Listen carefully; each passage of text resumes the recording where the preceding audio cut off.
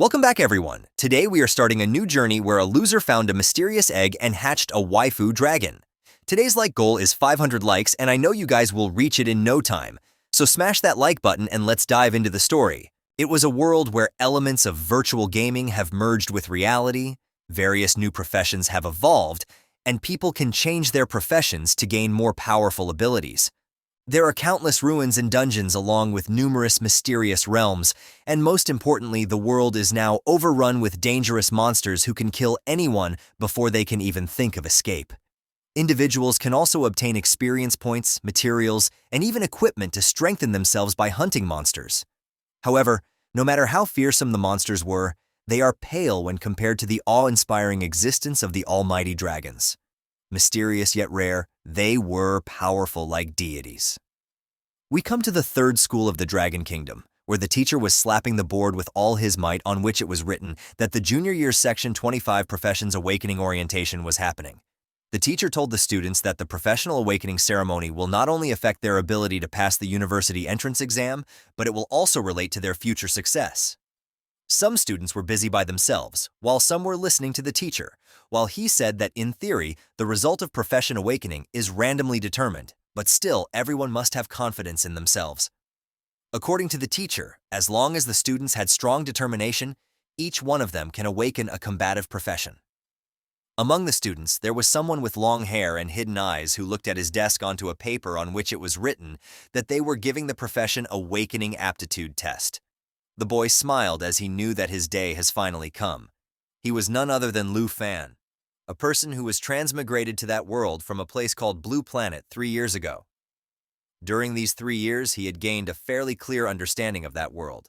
There were many kinds of professions which can be roughly categorized into 3 types. At the top of them were the combative professionals, which included warriors, mages, archers, and so on. They had powerful abilities which they used to explore unknown realms, obtain equipment, and receive generous rewards. Due to this, the combat professionals were the most coveted ones. The next category was the reinforcing professionals, such as enchanters, alchemists, and so on. They can create special items with powerful effects. However, since purchasing materials incurred significant expenses, they cannot nurture their talent without the support of a large family. The bottom of the pyramid were subsistence professions such as chefs, herbalists, miners, etc. Mysterious yet rare, they were powerful like deities. Those professions are the future for the majority of people who were ordinary individuals and worked hard and strived to make a living. Lu's Aunt Han Ki is a chef. She toils hard daily, supporting Lu's education with her small steamed bun shop.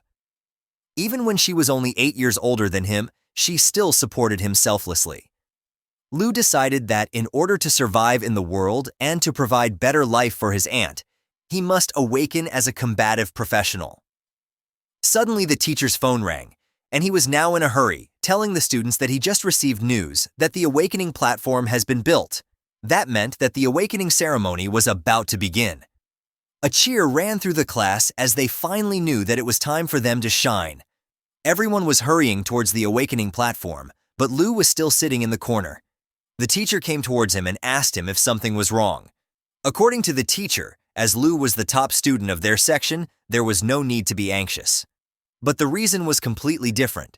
Lu has suddenly awakened a system which congratulated him and told him that he has got the super treasure map system, which was finally activated. Lu was not able to understand what was happening, but suddenly the teacher slammed on the desk, surprising Lu and making the system disappear. Seeing that the teacher was worried, Lu ran towards the awakening platform while telling his teacher to not worry for him. While jumping down the stairs, he knew that it was about time for a transmigrator to get a system. But due to the disturbance of the teacher, he was not able to understand about the use his system had. He thought to think about it later, because right now, he had the carrier ceremony, which was more important for him. As the students reached the awakening platform, they were awestruck by looking at the crystal in the middle, which was used in the awakening ceremony. They were all nervous, but the teacher told them to maintain silence.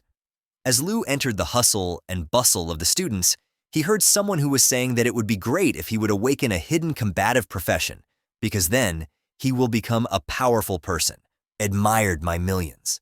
But another one of his friends told him to wake up from his dream because hidden combative professions were rare in the entire school. Instead of that, he was just happy if he could end up with a subsistence profession by praying to his ancestors. The Grand Master stood onto the podium while telling the students that the awakening ceremony was about to begin.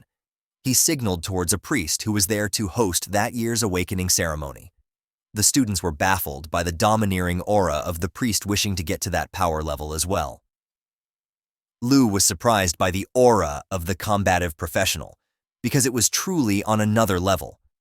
Suddenly, the system popped up, telling Lu that he has acquired a new skill, the Eye of Appraisal. As he clicked into the icon which showed the priest, he knew that the priest was a level 29 professional with the skill of professional awakening, and he had a net worth of 5 million dragon coins. Seeing the net worth of the priest, Lu was shook to the core. But suddenly the headmaster screamed at the students to be quiet, as the awakening ceremony has already started. He told the students to come up to the stage as soon as their names were called. Meanwhile, Lu was still thinking that even if his aunt sold buns for their entire life, she would not be able to earn that much money. The headmaster started calling out the names of the students one by one. The first was Zhang Tao, who was the top student of their section. Lu wondered if Tao will awaken as a combative professional. The students started talking that, as his attributes were so freaking high, he would definitely awaken as a combative professional. Even when the awakenings were completely random, it was seen that the higher the attributes of the individual, the more chances he will have to awaken as a combative professional. All the girls were dying for Zhang Tao, telling him that they loved him. As Zhang got up to the stage, the priest started enchanting the spells, and as the orb started glowing, a fireball emerged from it, signifying that Zhang Tao has awakened as a pyromancer. The students were now baffled, knowing that they had a wonderful pyromancer among them. They got so envious of him because he has now got a bright future ahead. Zhang Tao smirked as he materialized a fireball into his hands, while the girls somehow found him more attractive, screaming at him and asking him to go on a date with them. Following this, Lu understood that once he awakened as a combative professional, he can say goodbye to his distressed life. The headmaster was annoyed by all this chatter and screamed at the students once again to be silent while ordering the next student to come fast at the stage. As the professional awakening ceremony continued, students awakened professions like the herbalists, tailor, miner, and so on. Lu was experiencing firsthand that the combative professions were indeed a minority, and the majority of students still would end up with subsistence professions. Awakening as a combative profession signifies unlimited possibilities for the future of the students. While most people awaken as subsistence professionals and the movement they do so, they are destined to live an ordinary life. A student ahead of Lu told him that even if the students awakened the subsistence profession, it was still considered a good outcome. They looked at Li Ping from Section 3, whose family was already struggling, and now she had awakened as a reinforcing professional who would need a lot of money to practice. For her, it would have been better to awaken as a subsistence professional so that she could have at least gained some specialized skills. As Lu looked at the girl, he became nervous because his family was also struggling, and if he ended up with a reinforcing profession, he is done for. But as Lu turned around, he saw that the headmaster was calling his name, asking him to get to the platform fast. As Lu walked towards the pedestal, all the girls were noticing his looks, thinking that our boy was indeed handsome. They wondered about what profession he will awaken. As Lu reached the crystal, he knew that at that point, being nervous was useless. As he put his hands onto the crystal, the priest started enchanting his spells once again. Suddenly, Lu got a vision of a red dragon, glaring at him with his burning yellow eyes. Meanwhile, all the students were now in shock because the land has suddenly started shaking. They were not able to comprehend about what was going on as golden light gleamed from the awakening crystal, which surrounded Lu from all the sides. The students witnessed a dragon materializing and coming out of the light. The student and teachers knew that this phenomenon only occurred when a hidden profession appeared. The students and teachers were not able to believe that Lu has awakened a hidden profession, and a female teacher congratulated teacher Lai because his suction produced the first hidden professional in their school. Even the teacher knew that if Lu awakens as the strongest hidden professional like Dragon Blood Warrior or David Invoke Mai, he can become a new powerhouse in the Dragon Kingdom and can make his own history. We see a magnificent red dragon onto the screens engulfed in red fierce flames, while Teacher Lai told the lady that it had been 10 years since someone awakened as a dragon blood warrior, and he even became a top-tier expert in the Dragon Kingdom. The teacher was happy, thinking that Lu can awaken as a dragon blood warrior as well. Meanwhile, the dragon looked at Lu and roared at him. Due to the impact of its voice, the students covered themselves not to get harmed, and as the dragon flew away and dematerialized, the headmaster came running towards Lu, instantly asking him if he had awakened the dragon blood warrior or Dovidin Vokmai. But to everyone's surprise, Lu sighed and told the headmaster that he was now a dragon tamer. Everyone was shocked to the core, and the headmaster was not able to comprehend about how the outcome of such a grand spectacle be awakening as a dragon tamer. He screamed at Lu, along with other students, telling them that the dragon tamer was the most worthless profession ever in history. After the awakening ceremony was finished, Lu was walking in the old town of Zhonghai City, along with his system popped up onto the side. He was now a dragon tamer of level 10 with a skill which contained dragons and dragon-like creatures.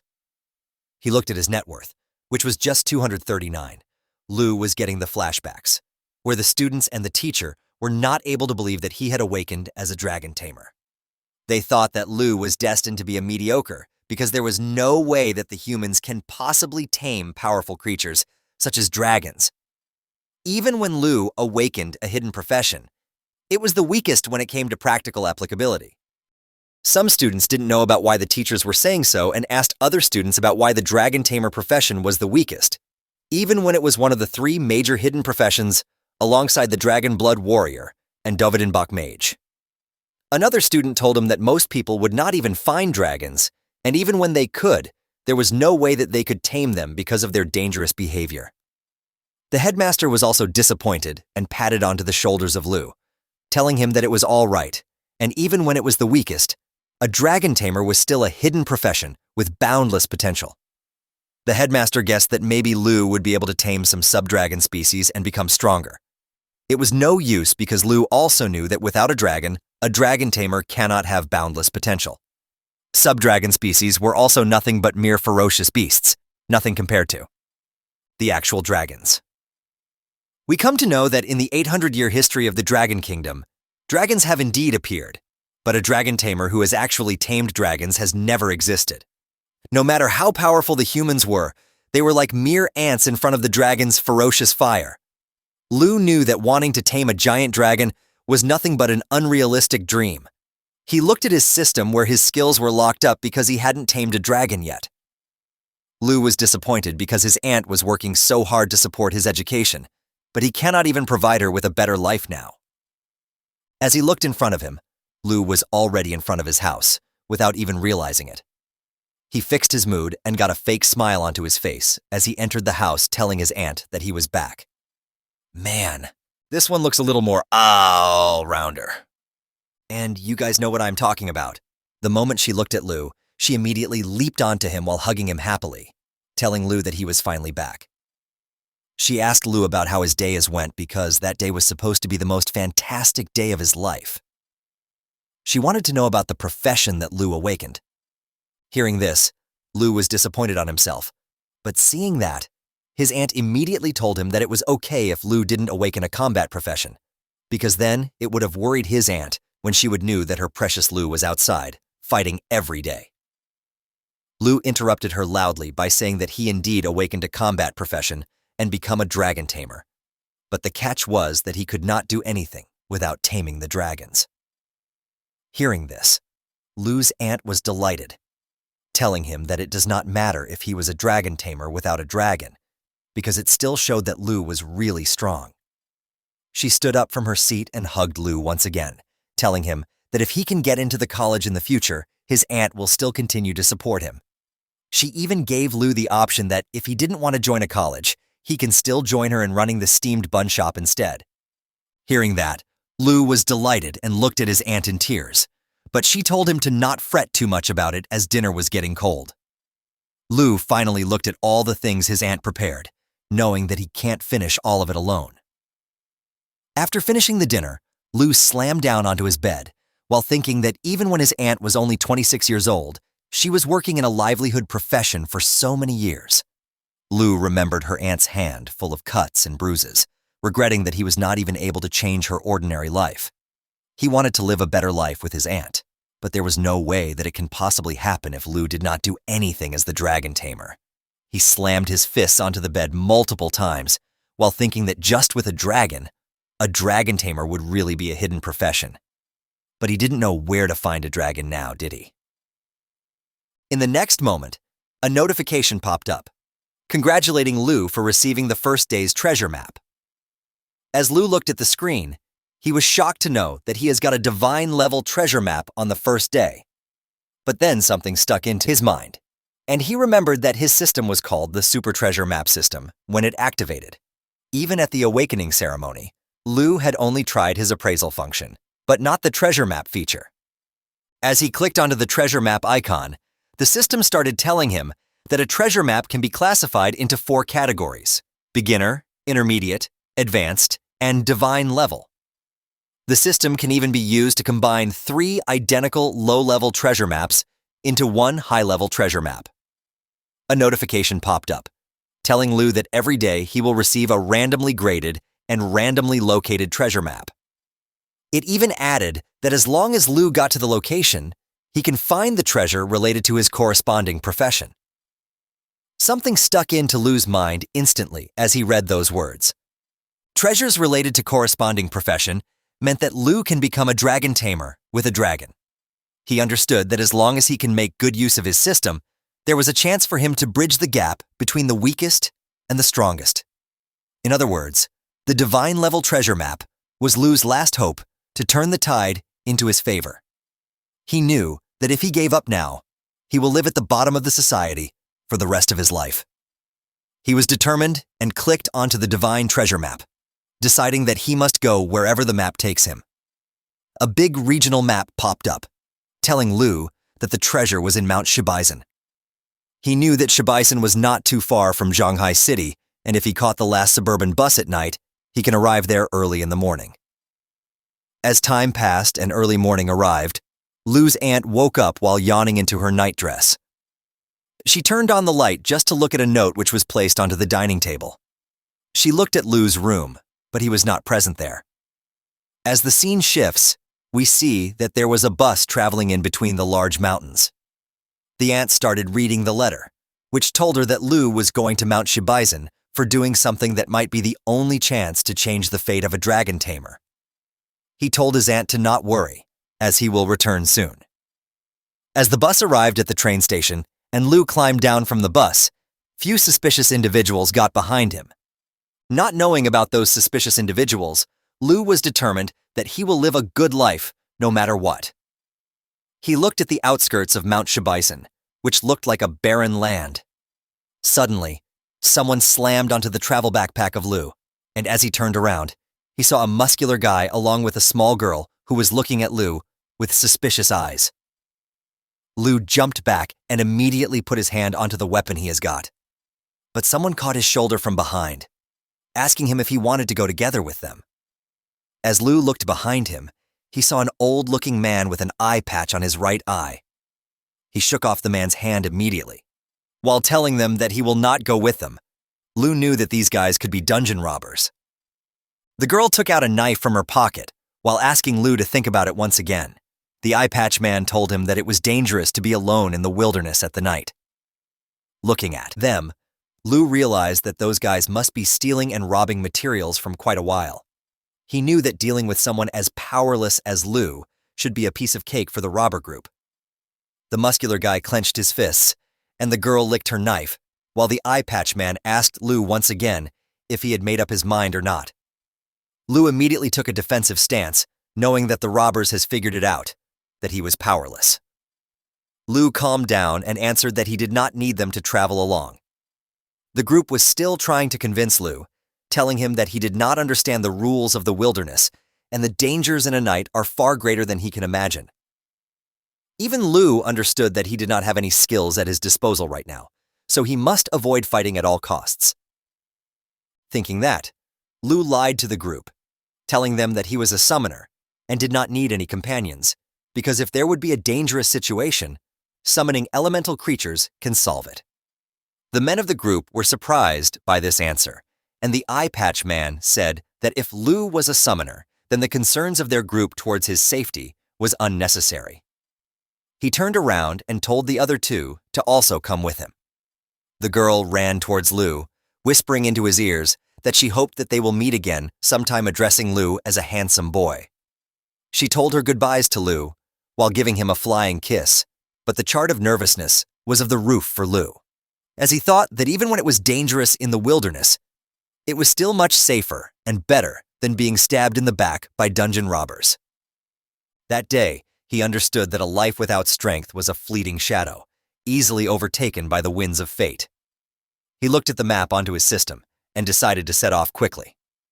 As he walked into the wild, he looked at a group of powerhorn horses. They were horse-like creatures of level 8 with immense strength who are grazing onto an open field. Lu knew that even when the powerhorn horses don't actively attack humans, if somehow they will get disturbed, Lu would not be a match for them. He decided to not disturb the powerhorn horses and to take a detour instead. Even when Lu was taking a longer route for safety reasons, he was not feeling safe at all because he had encountered a group of giant horn antelopes. He was walking slowly and cautiously, but as he did not look below his feet, he mistakenly put his leg onto a frog who croaked in pain with all its might. Hearing that, all the antelopes were suddenly looking at Lu as they screamed in anger for getting disturbed. Lu was eventually getting chased by the giant horn antelopes as he ran and ran in the hopes of getting away from them. He noticed a plain ground on the side of him. He immediately jumped to his sides, crashing down onto the ground, somehow able to save himself. As he looked the frog he put his leg on, he saw that the creature was the prey of the running stampede of the antelopes. He was disappointed as he thought that he cannot even handle a timid giant horn antelope in his current state. Lu knew that if he missed the opportunity he caught that day, his fate will be like of that same frog. Finally, a notification popped up telling Lu that he has arrived at the designated treasure map location. As Lu looked ahead, there were 2 giant rocks and a faint red glow was coming out from the other side of them. He understood that the rocks were indeed the indication of the location provided by the treasure map. As he walked into a cave formation of the rocks, he looked at a pitch-black egg, which was huge in size. He knew that this treasure can change the fate of the dragon Tamer because it was none other than a dragon egg, which was cracking slowly. The system popped up telling Lu that it was a black dragon egg with an unidentified level. As he heard the cracking sound, Lu understood that the dragon was about to be born. But in the next moment, Lu heard some noise coming from the long grass behind him. He immediately took his cleaver out onto his hands, knowing that everything has gone smoothly along the way, but he cannot escape the nose of a wild beast. He immediately turned around and slashed the beast, who was none other than a bloodthirsty gray fox. The creature was able to stop Lu's attack by grabbing his cleaver onto its giant canines. The creature howled and attacked Lu with all his might, but somehow Lu was able to deflect and throw him onto the ground. Lu took some deep breaths, recovering his stamina. As he looked onto the appraisal window, he saw that the bloodthirsty gray fox had got a triple claw strike and bloodthirst recovery. The creature can use a triple hit combo to make the target bleed and recover its health through bloodthirst recovery. Lu looked behind him at the dragon egg, which was going to hatch at any moment now. Lu knew that he didn't have much time or skills to deal with the creature. He thought that maybe he can stall the fox until the dragon hatches and then use his dragon taming ability. But the fox has already lived onto Lu and was into the air ready to attack him. Lu instinctively took out his hand to defend himself from the attack. He realized that the fox was too fast and he can't wait for the dragon to hatch. Due to his hand onto the front, Lu was injured by the huge and sharp claws of the fox and decided that he cannot let the fox use the bloodthirst recovery. Lu had to deal with it when it prepares for the triple claw strike. Lu had already got 1 strike and 2 were still left. Lu blocked the second one with his cleaver and somehow dodged the third one by moving to the side. Now it was finally Lu's chance. He slammed his cleaver straight onto the head of the bloodthirst gray fox. As blood splattered all around the monster, Lu took out his cleaver from the creature's head. A notification popped up telling him that he had defeated a bloodthirsty gray fox and was rewarded 120 experience points for it. Lu was out of breath but was now calm because he got rid of the monster. But suddenly, 3 shadows appeared behind of him, laughing loudly and complimenting Lu for taking the beast down. They were none other than the group of robbers telling Lu that he was impressive. Lu took a defensive stance again, telling the group to stop following him since he had already said that he will not join them. The girl started laughing while telling Lu that there was no need to be so nervous. The girl knew that Lu deceived their group. The eye patch man made Lu remember that he told them that he was a summoner, but he didn't even use any summoning skills and got injured by a monster like this. Lu was now in a fix knowing that he was figured out from top to bottom by the robbers group. He immediately kicked the body of the fox monster towards the group, telling them that if they wanted the fox fur, they can take it and stop bothering Lu. But as the lifeless monster crashed at their feet, the eye patch man laughed while telling Lu that he was interesting. He picked up the fox fur, telling Lu that this was only worth 80 dragon coins, but they did not come here for just that small amount. They were actually after the divine treasure too. Lu immediately understood that the group had saw him looking for the dragon egg, but as he looked around, the muscular man and the woman were already running towards him with an intention to harm him. The muscular guy punched Lu with all his might, and he was slammed down with his cleaver thrown into the air. Lu crashed intensely a few meters away from the robbers, but as he opened his eyes, he saw that the lady was laying down on him with her knife onto Lu's throat. She told him to not move, or he will get scratched by her knife. The eye patch man told Lu that he underestimated the dungeon robber's sense of smell for treasures. The muscular man ran towards the dragon egg and asked the other members to have a look at what he found. Lu saw his plan failing in front of his eyes, and as the eye patch man was happy for getting the treasure, he ordered the girl to kill Lu instantly. The man ran towards the egg, while the girl told Lu that he was indeed handsome, but she would still have to bid farewell to him. Lu was still not ready to lose his hope. He saw that the dragon egg was almost hatched, and knew that he can't let the robbers take away the dragon from him. Suddenly, the dragon hatching was complete, and something flew out of the egg in an instant, surprising the group to the core. As they looked above their head, they saw a silhouette of a giant dragon, not able to understand about the kind of monster it was who came from the egg. The dragon came raging down at the robbers, and the eye patch guy threw a bottle of some kind of potion at the creature for his defense. The dragon was able to swiftly dodge the bottle and continued with his attack. The muscular guy readied his fists to punch the dragon, but as the creature opened his jaw, it decimated the muscular guy with his ferocious attacks and flames. The eye patch guy was deeply struck into horror as he saw the lifeless head of his muscular companion. He saw that the dragon was looking at him, knowing that his was finally the time for the guy to go to where his muscular companion was. He screamed and screamed for the girl to help him, but she was experiencing fear to her core by seeing the mysterious but dangerous creature. She lowered the knife which was put onto Lu's throat, and as Lu relaxed, he looked at the dragon. He never imagined that even a newly hatched dragon can be so powerful. It was now understandable to him about why people can't tame the mysterious dragons at once. Hearing Lu mentioning a dragon, the girl looked at him in fear, finally knowing that the monster was none other than one of the fabled dragons of the legend. As the girl turned around, she saw the creature who ate both of his companions in one go and was now looking at her in confusion. The girl immediately removed her knife from Lu and put it in front of her in a try to defend herself. But she did not realize that Lu was now free. He slammed the robber onto the side, telling her that the dungeon robber's sense of smell was too dull. He screamed at the girl for attempting to steal the dragon which was rightfully his. Lu immediately ran towards the dragon, even confusing the creature.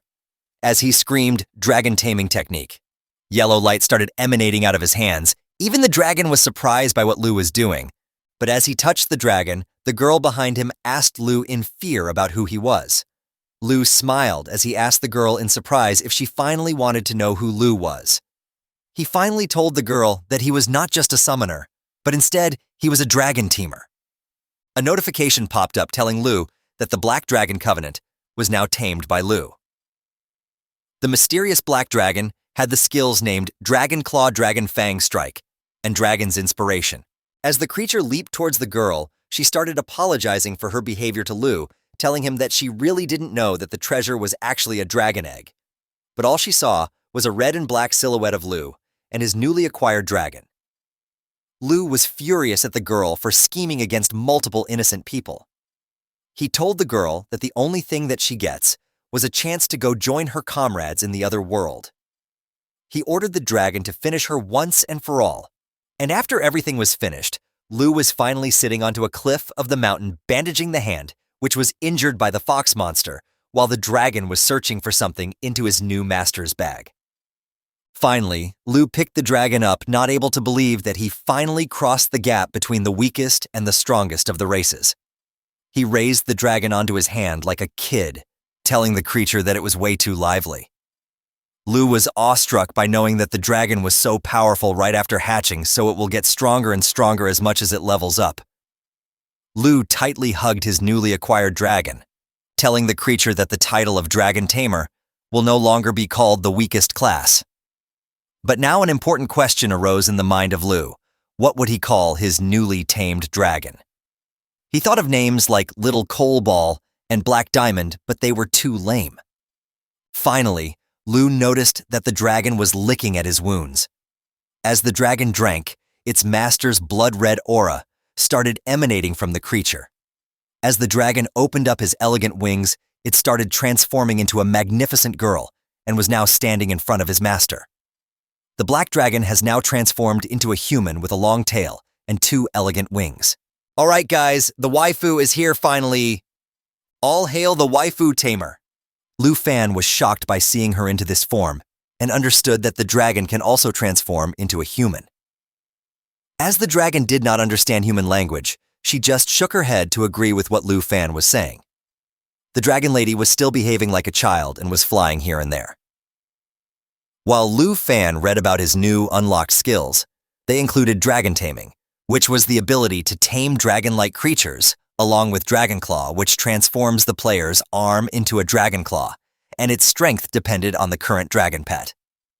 Another skill was the Dragon Fang Strike, which mobilizes dragon energy to deliver a powerful blow, and last but not the least, the Dragon Inspiration, which inspires the user and the dragon pet and increased all attributes and attack power by 30%. We come to know that the black dragon was a legendary creature. For Lu Fan, it was just as he thought. As soon as he had successfully tamed a dragon, all his skills were unlocked. Lu Fan immediately knew that even if he were to personally act for it, he could easily crush other combat professionals of the same level. Lu Fan clicked onto the black dragon's profile, and her stats were now in front of him. The dragon had the strength of 342 with agility of 267. She had a spirit of 359 with an endurance of 373 and was a legendary creature. She had multiple attacks, including the mighty jaw assault, which swiftly charges forward and tears into the target, causing continuous bleeding damage. She had lava flame, which continuously spurts flames, dealing damage while healing her. She had the Black Dragon Heritage, which reduced all damage taken by 50% and gave immunity to all debuffs, along with 500% increase in self-recovery ability. She had a special skill, which needed a blood pact. It was the Bloodline Connection, which provided a 10% attribute bonus to the Dragon Tamer. Lu Fan was shocked to the core by knowing that there was this much power inside a mere dragon hatchling. Even when he contracted just with a level 1 dragon hatchling, it had these powerful skills and nearly 400 points in various attributes. Even a skilled human expert, who is 20 levels higher than Lu Fan, would not stand a chance against him now, and he would never have to think about the ordinary humans at all.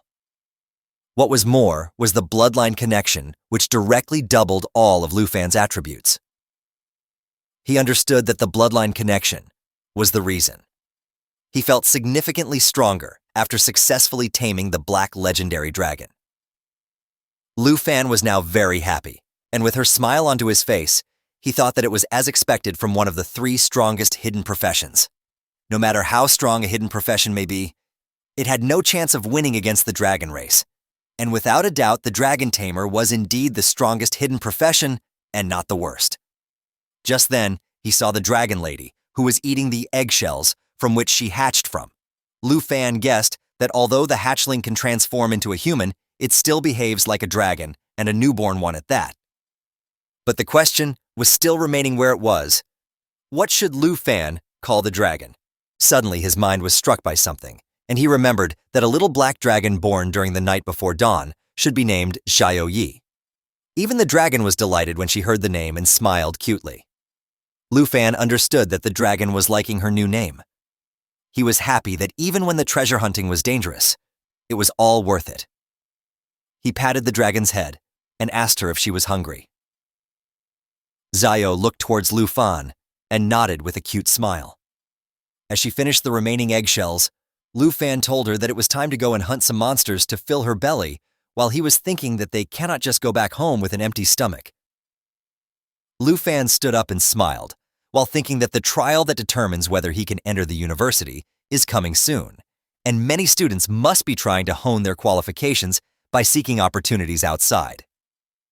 The prestigious Southern Province's Top Scholar Award and qualification for the highest educational institution in the Dragon Kingdom that Lu Fan wanted to enter into was now within his reach. But he knew that even after what had happened, he could not take the entrance lightly, and leveling up and mastering skills should be the top priority for him and his dragon. Lu Fan started running with a smile, and Xiao was following him with a smile on her face. Lu Fan told Xiao that they were going to set off and head deep into the Mount Shi Basin, as there were monsters there that are even tastier than eggshells for the dragon. As they were advancing, Lu Fan and Xiao suddenly heard some noises. They saw that a group of creatures was running towards them with insane speeds. Lu Fan immediately popped up the system, which told him that they were the plains hyena, and they had the attack of Rending Bite, which inflicted continuous bleeding damage on the target, along with Putrefaction, which inflicted a disease debuff on the target. Once killed, they will drop the canine teeth, which was worth 95 dragon coins. Lu Fan knew that these bastards were more dangerous and tougher than the bloodthirsty gray fox. She also knew that even when he defeated the wild level 10 bloodthirsty gray fox, he also suffered a lot of injuries in the process. Remembering that Lu Fan was hesitant to attack, but the dragon lady was already in the air with a devilish smile on her face as she knew that she is going to get more food. Even Lu Fan understood that the lady wanted to take the lead. His eyes glittered with confidence as he thought that Mount Shibasin was holding no danger at all for the strongest dragon tamer and his dragon. Both Lu Fan and Xiao were smiling and advancing towards the plains hyena, ready to send them inside the dragon's stomach as her meal. The dragon flew high, and as the plains hyena roared, she took a deep breath and her stomach started glowing and giving off a flame aura. Finally, she attacked the hyenas with her lava flame attack, and as the creatures were burning, Lu Fan and the black dragon were earning experience points. As Xiao kept using her lava flame attack, Lu Fan was constantly watching the system, witnessing the increase in their levels. Lu Fan was finally at level 11, and the black dragon was now at level 3. He smiled while ordering Xiao to not waste her time on the small fries. Both of them looked towards a den inside the mountain, and Lu Fan told Xiao that a big guy has been waiting for them for a long time. 3 sets of eyes were giving off a piercing glaze to Lu Fan and her dragon, and finally, the creature came out of hiding. It had 3 heads, and they were clearly showing the killing intent of the monster. It was none other than the 3-headed blood lion, who was a level 25 lion-like creature with multiple attacks, including Roar, which increased defense and attack, Trample, which dealt significant damage within target range, and Triple Flame, which inflicts 3 instances of fire area damage. Upon defeat, the creature will give 23,790 experience points to the player, and will drop materials like Blood Lion's Tooth and Blood Lion's Skin.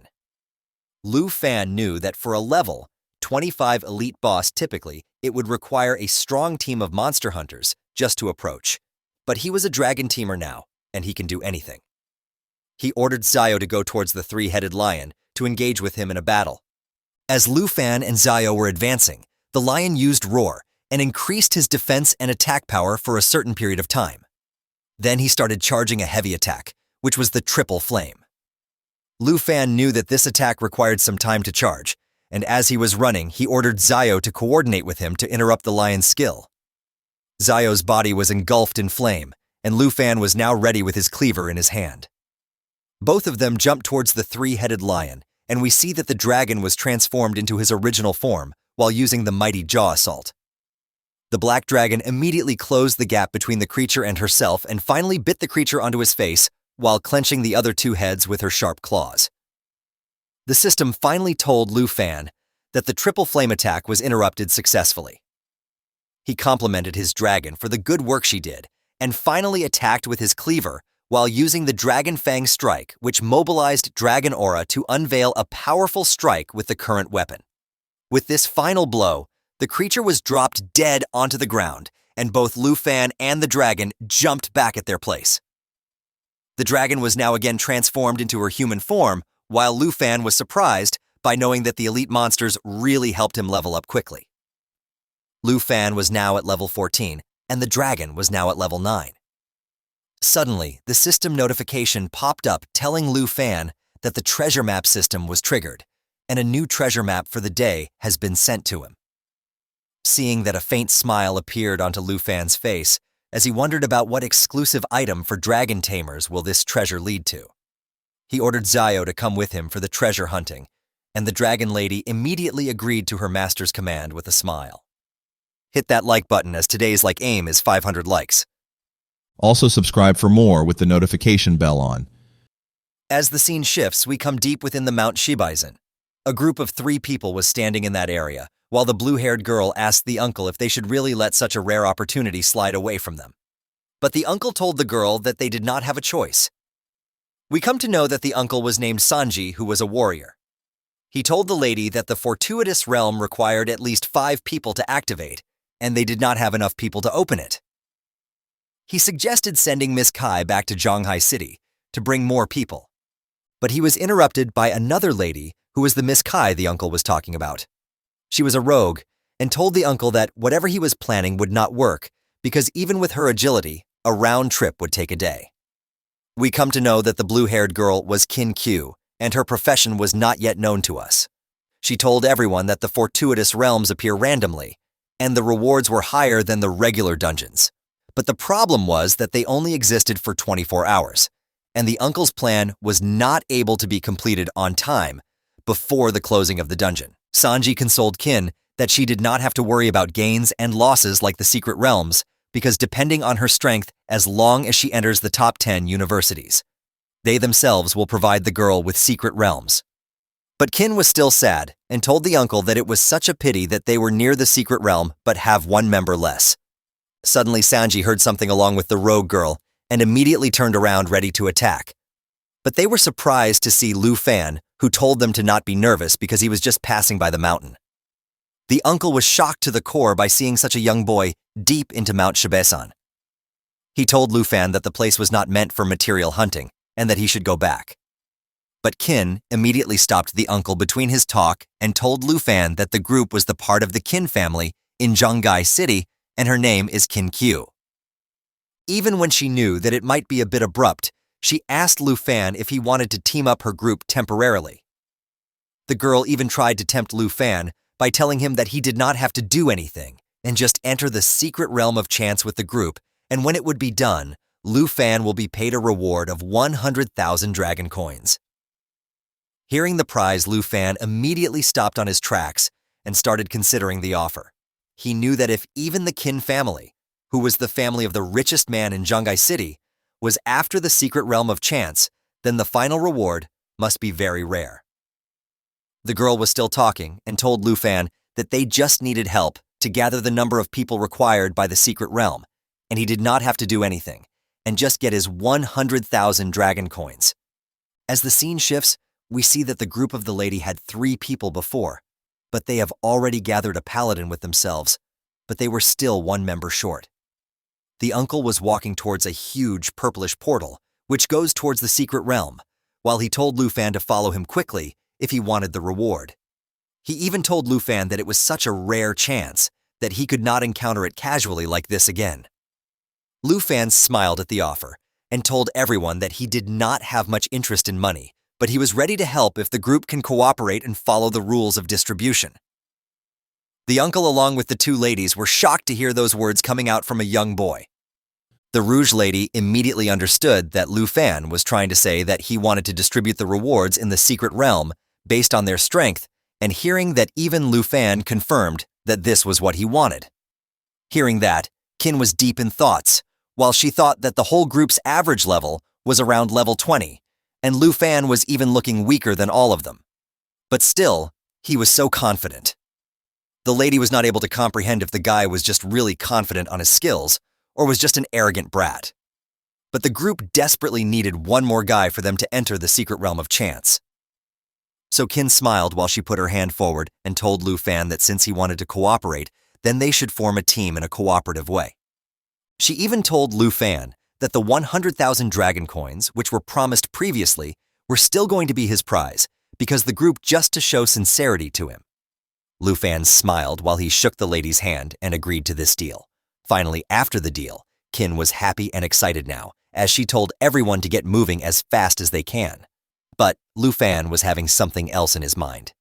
He thought that exposing his legendary dragon Zio's identity in front of strangers in the wilderness will only bring trouble to them. So he decided to summon the dragon lady out after he got the reward from the secret realm of chance. He even felt sorry for the dragon, but was not having any choice. Finally, Lu Fan got inside the portal behind everyone and arrived at the secret realm of chance. As soon as he set his foot inside the secret realm, he saw a dark and desolated place with lifeless trees and a dense fog of purple color, which was spread all around them. A system notification popped up telling Lu Fan that he was in the secret realm of chance and was standing in the Morning Village, which was a level 20 realm with solid difficulty and had a restriction that only people at least in a group of 5 can enter inside. Watching the eerie atmosphere all around them, Qin told everyone that this village was so quiet that they can hear only their own voices. The assassin lady analyzed the environment and told everyone that the air was so heavy and there was no sign of life in the fog which surrounded them. Meanwhile, Sun Ji was worried for Lu Fan, asking him to stay careful as he was empty-handed and did not have any equipment. But the uncle wasn't ready for a surprise. Lu Fan smiled while raising his hand up, and a kind of flaming aura started surrounding him. Suddenly, a big black machete with dragon scales materialized into his hands, and the system notification popped up telling us that it was an epic quality weapon with no level requirement for using it.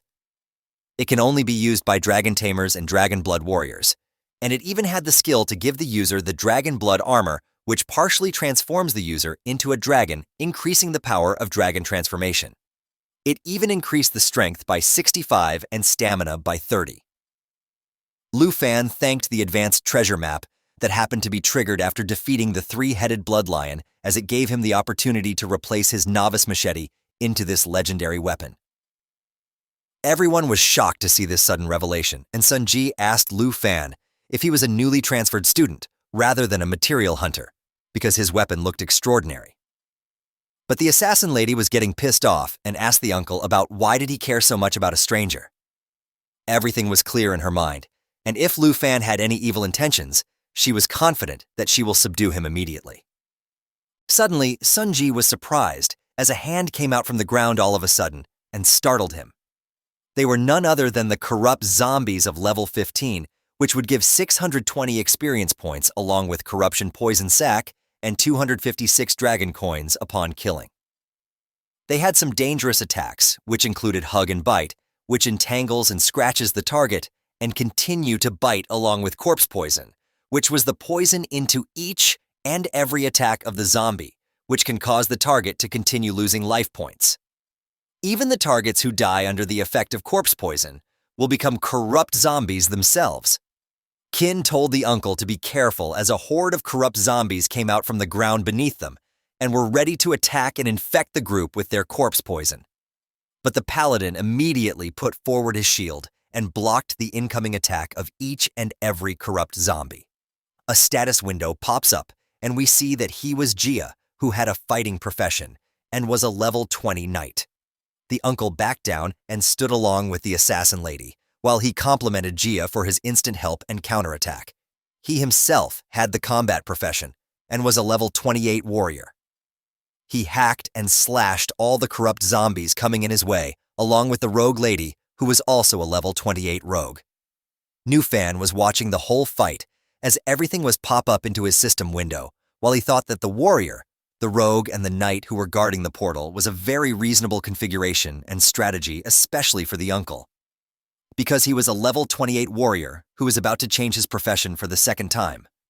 Suddenly, Kin raised her staff in the air, and yellow aura started surrounding her all over, Lighty raising her up from the ground as she was chanting some spells and charging her attack.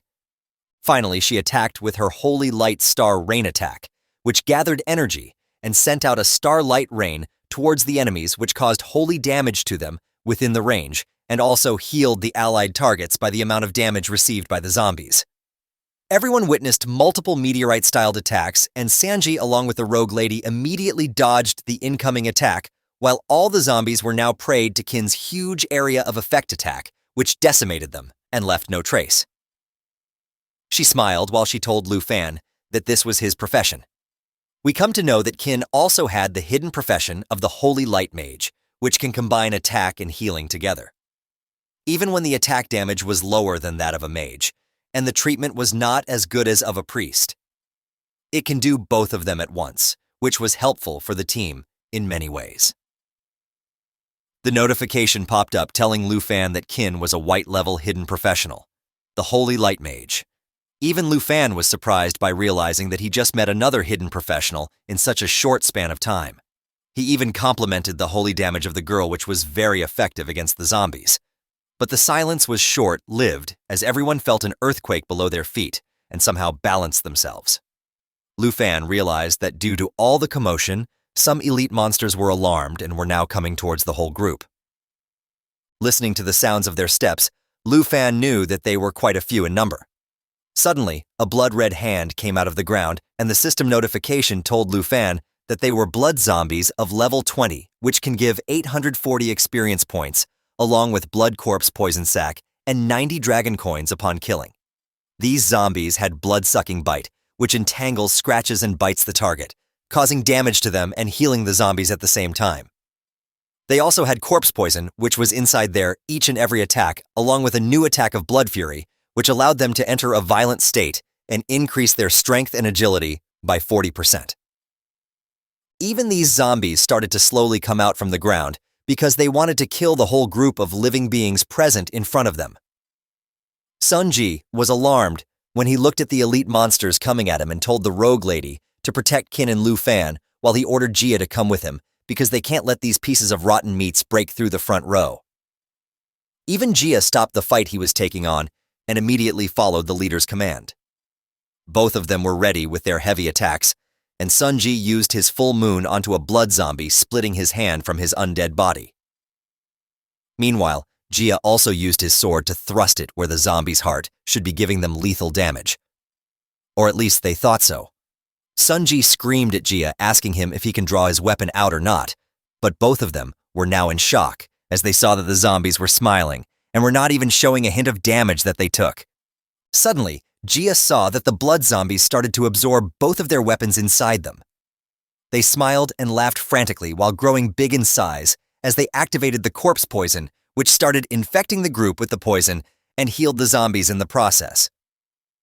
Jia was not able to comprehend about how this was possible, and even Kin was in shock, telling everyone that the cop's poison requires the priest's clarity to remove it from the body, and she can't do so, thus meaning that she was unable to help anyone.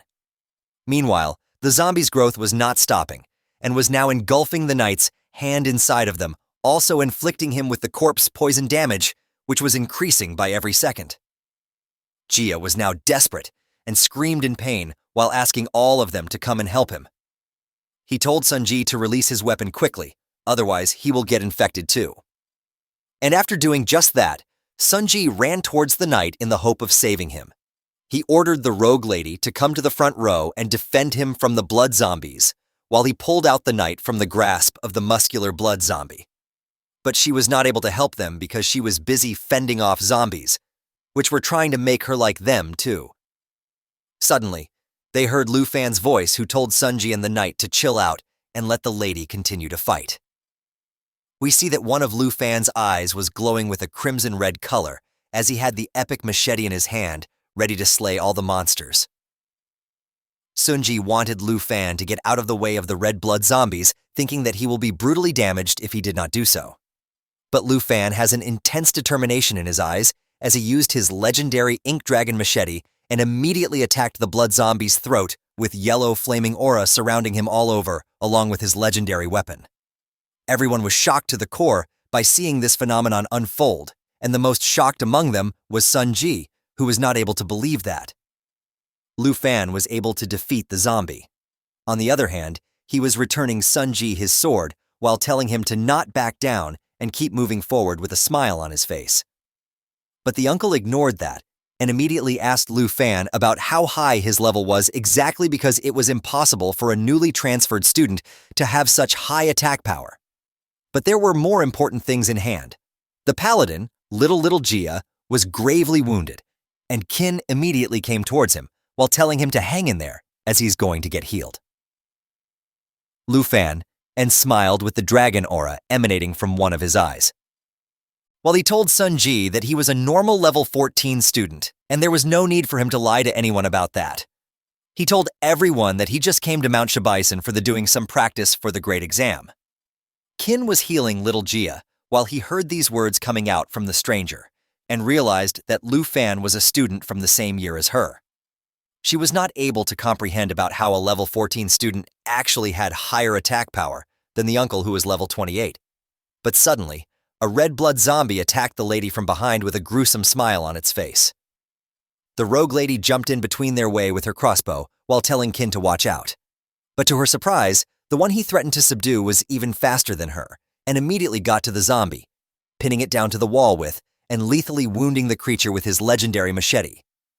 As he took out his weapon from the blood zombie, Lu Fan told everyone that the level of zombies in the village will only get higher and higher. He proposed an offer to them that he will fill the gap in the front row and ask them if they were okay with this decision. Sunji was thinking about this offer, while the ladies remembered a rumor about a person in the Jiangai city and wondered if that person was none other than Lu Fan. Qin smiled while telling him that they will count on him from this point on, and if he and the uncle lead the team in the front, the lady can take care of Little Gia and the rogue lady will cover the rear. She even informed Lu Fan that the secret realm guardian should be in the village. Hearing that Lu Fan told the group his name and started getting ahead of everyone while signaling them to come fast and go deeper into the realm. But hearing the name was a great shock to the whole group, as what they thought was indeed true, and Lu Fan was the rumored hidden class dragon tamer that recently awakened. But Qin was still not able to comprehend about how the dragon tamer was so strong when it was the weakest class. As the scene shifts, we see that Lu Fan and the others were now at the center of the village and were killing each and every blood zombie coming to their way. Lu Fan was fighting while he thought that Qin's profession cannot remove the corpse poison, and the teleportation gate only appears after defeating the secret realm guardian. Lu Fan realized that they have to hurry, or Little Gia will die in the secret realm as the corpse poison spreads, and then he might even turn into a zombie. But the rogue lady wondered about why there was no trace of the secret realm guardian even in the center of the village. Little Gia noticed that some zombies were circling Sunji from behind, and there was a rustling sound coming from the debris behind him. He mustered up all the strength he had and yelled at the uncle to watch out as he dropped down onto the ground and fainted. Seeing this, Qin ran towards him while yelling at him to hang in there. But then a red beam of light started shining above the group from the debris. As they turned around, they saw a huge iron-skinned zombie with multiple heads and one main red eye which was coming towards them with insane speeds.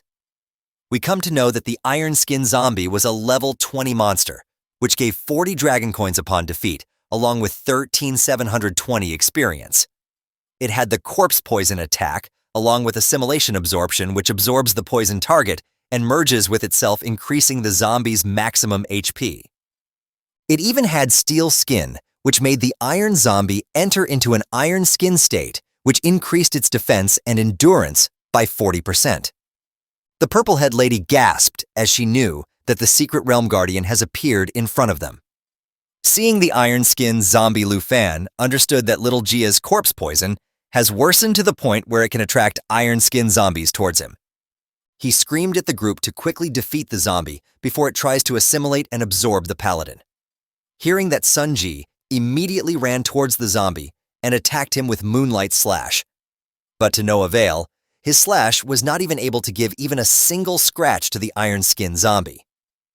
Even Lu Fan jumped into the fight once again while awakening his dragon aura, because he knew that there was no time left to him for letting the zombies attack slowly because the corpse poison was spreading very fast. He immediately took his black machete and pierced it through the iron-skinned zombie's main red one eye, but to no avail. Nothing happened to the creature because he was now into the steel skin state, which was increasing his defense and endurance by 40%. Lu Fan looked at his ink dragon scale machete while he thought that he needed 2 more hits, but they must be faster because they had no time, and the zombie can come and absorb little Gia at any time now. Suddenly he looked at the status window and saw the Dragon Blood Armor skill, which transformed the user partly into the dragon.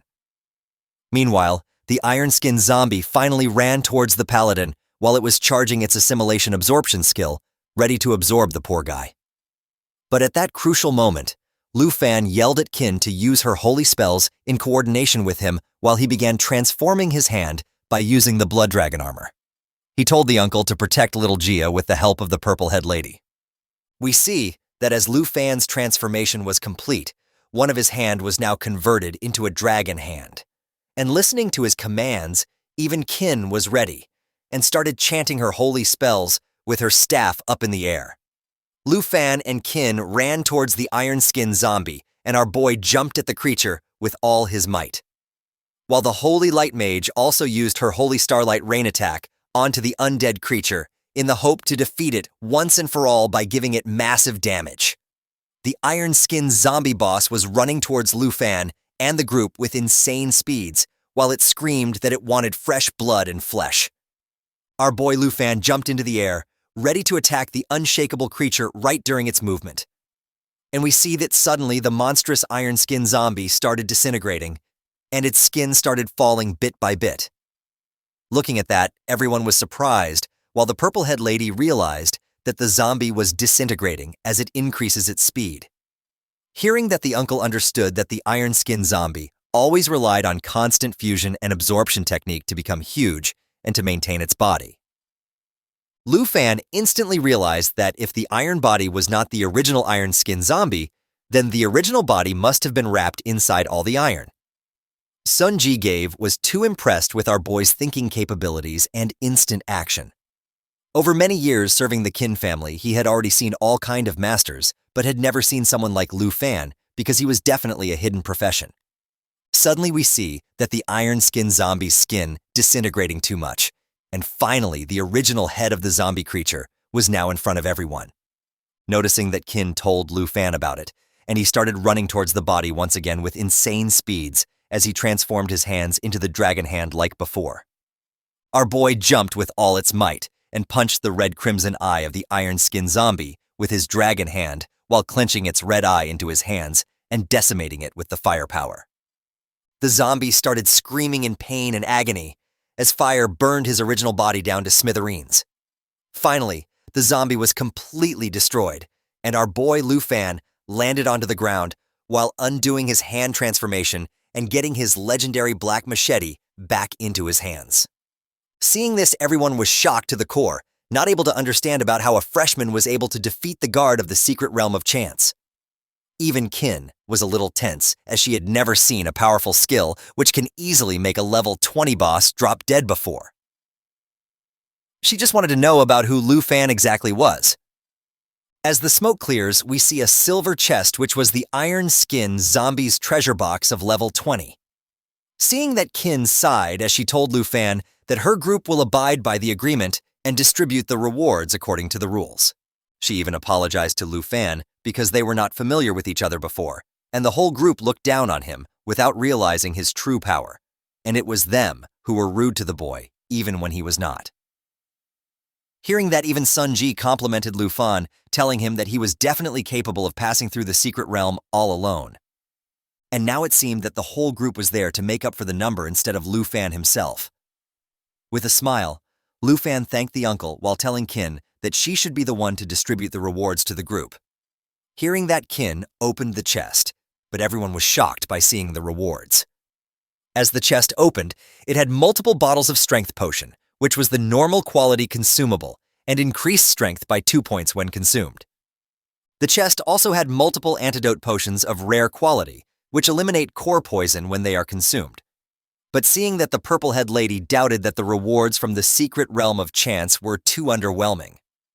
The chest also had the morning bracelet of excellent quality, which required level 10 to wear and increased strength points to 16 and endurance to 17. Looking at the bracelet, even Sunji was now in doubt, thinking that all the rewards were very shabby, and it was not quite right considering that the iron-skinned zombie was the secret realm's boss. Hearing everyone, even Lu Fan, started thinking about what the real matter could be. Meanwhile, the girl wanted the uncle to make little Jihad drink the antidote potion so that he can be cured as soon as possible from the deadly poison inside his body.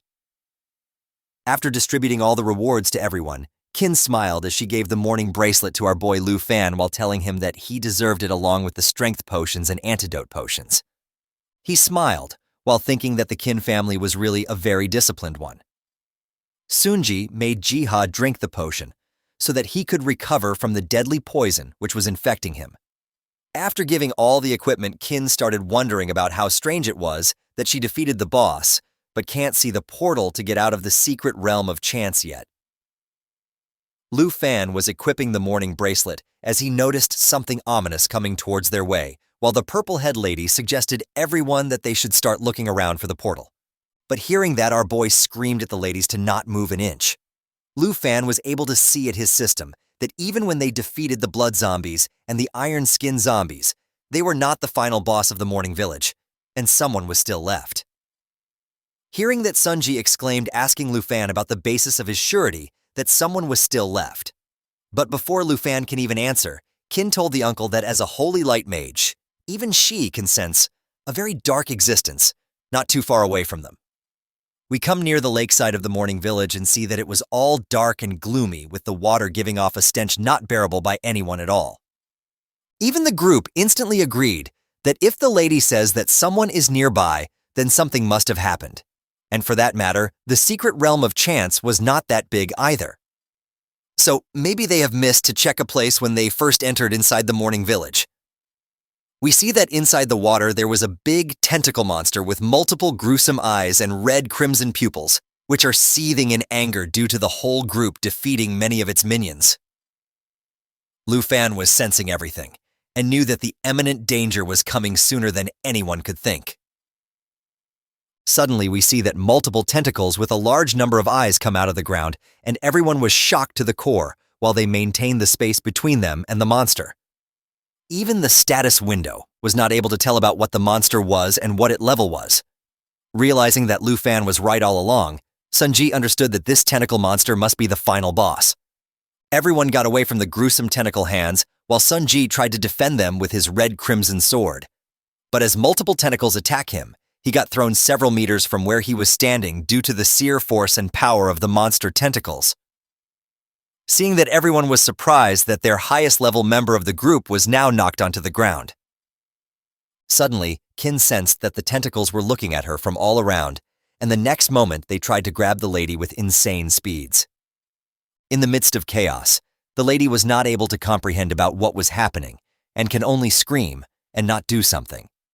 But our boy Lu Fan comes like a blazing fast turret and instantly catches the lady before the monster can get a hold of her. Even the lady can't stop blushing after seeing this heroic act of our boy. But we see that tentacles still attacked Lu Fan and threw him onto the ground along with the lady. The other group members immediately ran towards the couple, while the purple-head lady asked Kin if she was okay. Again, no one cares about the real hero in this story. But anyways. Suddenly we see a dark purple aura coming out of the river water in an instant, while the purple-head lady was stunned in deep fear. Everyone turns around and starts running towards the monster, and we see that the whole monster finally came out of the pond.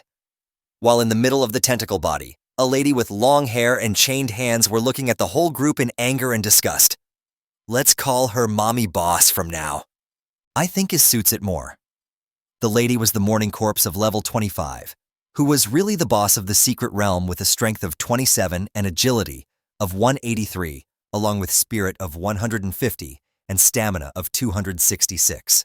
The lady was entangled with corpse aura and spreads it all the time, which decreased all attributes of all creatures in the secret realm by 20%. She also had the chain whip, which caused a lot of damage when it reached the target. She had resentment explosion, which exploded the accumulated resentment and drives back all approaching enemies and inflict corpse poison. We see that the grieving mommy boss with chains shackling her hand was now standing with the help of her tentacles, looking at Sunji along with the others, while the purple-head lady was surprised by looking at the real boss of the secret realm. As little Gia was now conscious, he wanted to fight the boss too, but Sunji calmed the paladin down, telling him that he can still fight and he will protect everyone including Gia until he fully recovers. But as Gia still wanted to fight, Sunji turned towards him, telling him to not force himself as soon as his body was just gaining some energy. But the uncle didn't notice that the tentacles of the mommy boss were going to slam him from above. Suddenly, the uncle looked at it and was somehow able to block the tentacle with his word. And Lu Fan ran towards the real monster with his big black legendary machete into his hand. He knew that the uncle and little Gia were barely holding on against the boss and that they can only rely on him to really defeat the boss. Lu Fan immediately realized that as long as the boss was still a zombie, there was only one way to defeat it. Lu Fan looked at the original body of the mommy boss, who was actually controlling the tentacles, and immediately jumped towards her. But seeing that, the mommy boss made a distorted face, and her mouth opened weirdly as she started screaming at our boy Lu Fan. The creature activated the Corpse Kai envelopment, which emitted Corpse Kai constantly, reducing all the attributes of creatures in the secret realm by 20%. Everyone was now affected by this attack, including our boy Lu Fan, but somehow he was able to still go on and reached one of the tentacle of the mommy boss while it attacked our boy ferociously. Lu Fan jumped onto the chain which was shackling the mommy boss and started running on it to reach the main body as soon as he can. Even the main body was shocked by this behavior of her boy, but Kin immediately warned Lu Fan to watch out from the iron shackles of the mommy boss. The main body immediately started using the chain lash attack, which whipped the chains from the sunken lake towards its targets, causing massive damage. Just after this attack, Lu Fan was not able to maintain its balance onto the chain and started falling off with the machete still into his hands. Now the main boss of the secret realm was so angry that it looked at the whole group in disgust and anger and started using its chain lash attack with an intention to kill all of them. Sunji immediately blocked the chain and told Kin to be careful while fighting the secret boss. The purple-head lady and little Gia were also defending from this attack, but the paladin's shield already broke from just one impact of the secret boss. Lu Fan was still on the offensive, trying to somehow reach the main body, but he immediately noticed that a tentacle hand swept through the air right beside him and straight away got to Sun Ji and the group, while the monster told Lu Fan that if he continued to resist its attack, the whole group is going to die. Knowing that, Lu Fan was not able to contain his anger and still continued going towards the main body of the monster, telling her to get out of the way and let them leave the dungeon. He even used his Dragon Strike attack once again, which mobilized the dragon energy to give a powerful blow to the enemy with the help of current weapon. The mommy boss was getting hurt and started doing desperate attacks of the chain lash, giving a continuous assault to the group and our boy Lu Fan. He finally used the Dragon Blood transformation and transformed its hand into a dragon glow, which helped him to break all the chains attacking him and the whole hunter group. After this attack, Lu Fan finally landed onto the ground after he broke all the chains of the lady which were attacking them. Sunji even told Lu Fan that the boss was not something that they can deal with right now, and he even advised Lu Fan that they should retreat first and strategize about dealing with this secret boss. Even Kin was worried about Lu Fan, and she told him that the whole group in bad shape and they were of no match of the secret boss. She even added that they will all be in great danger if they did not get out of the secret realm right now. But as the grieving lady was still looking at Lu Fan and was ready to attack once more, he told the whole group that they should retreat to the village first, where the zombies have already been eliminated. He gave the task to the uncle and the purple-head lady for them to make sure that the other two people of the group should be safe. Hearing that, even Kin was deeply worried, asking Lu Fan about what will he do by staying near the main mommy boss. Hearing that, Lu Fan dismissed the group with his hand while telling Kin that he will defeat the boss no matter what it took, and he once again told the whole group to retreat quickly. Hearing that, even the purple-head lady liked the idea of Lu Fan and asked Kin to retreat with them. The lady was deeply disappointed that they cannot help Lu Fan at all, and he had to deal with the monster alone. But on the other hand, Lu Fan raised his hand into the air, and a flaming aura surrounded the battlefield. While opening that portal, he thought that even without the debuff of 20% reduction in attributes, which was given to the group by the grieving mommy boss, the whole group would still not be able to help our boy Lu Fan that much. So instead of making them struggle, our boy wanted to have someone who can really cooperate with him and can really deal with the real boss of the secret realm. The mommy boss was still angry at Lu Fan and was looking at him with a killing intent, but even the creature was not able to comprehend about what was happening. Suddenly, Lu Fan told someone to come out of the portal and join our boy for some fun. Seeing that, the black legendary dragon came out of the portal and immediately grabbed the tentacles of the secret boss with her jaws. Everyone was shocked to the core by this sudden revelation of Lu Fan's secret. They were not able to believe that they were actually witnessing the presence of a mighty dragon in the secret realm. We see that even the dragon was way bigger than she was before. When Lu Fan got the dragon for the first time, the legendary dragon grabbed each and every tentacle coming at her with her sharp claws and huge hands. Meanwhile, the group was still in shock, seeing that the mysterious kid Lu Fan summoned a giant dragon into the secret realm. Even when Lu Fan had the plan to not reveal the dragon to the hunter group, there was no other way to defeat the secret boss without summoning her. Agreeing to every order of her master, the dragon immediately used the giant assault attack, which made the dragon rush at high speed and then bite the target, causing continuous bleeding damage. By doing this, the dragon broke multiple tentacles of the main body, causing the zombie mommy boss to scream in immense agony and pain, making her roar and to frantically attack.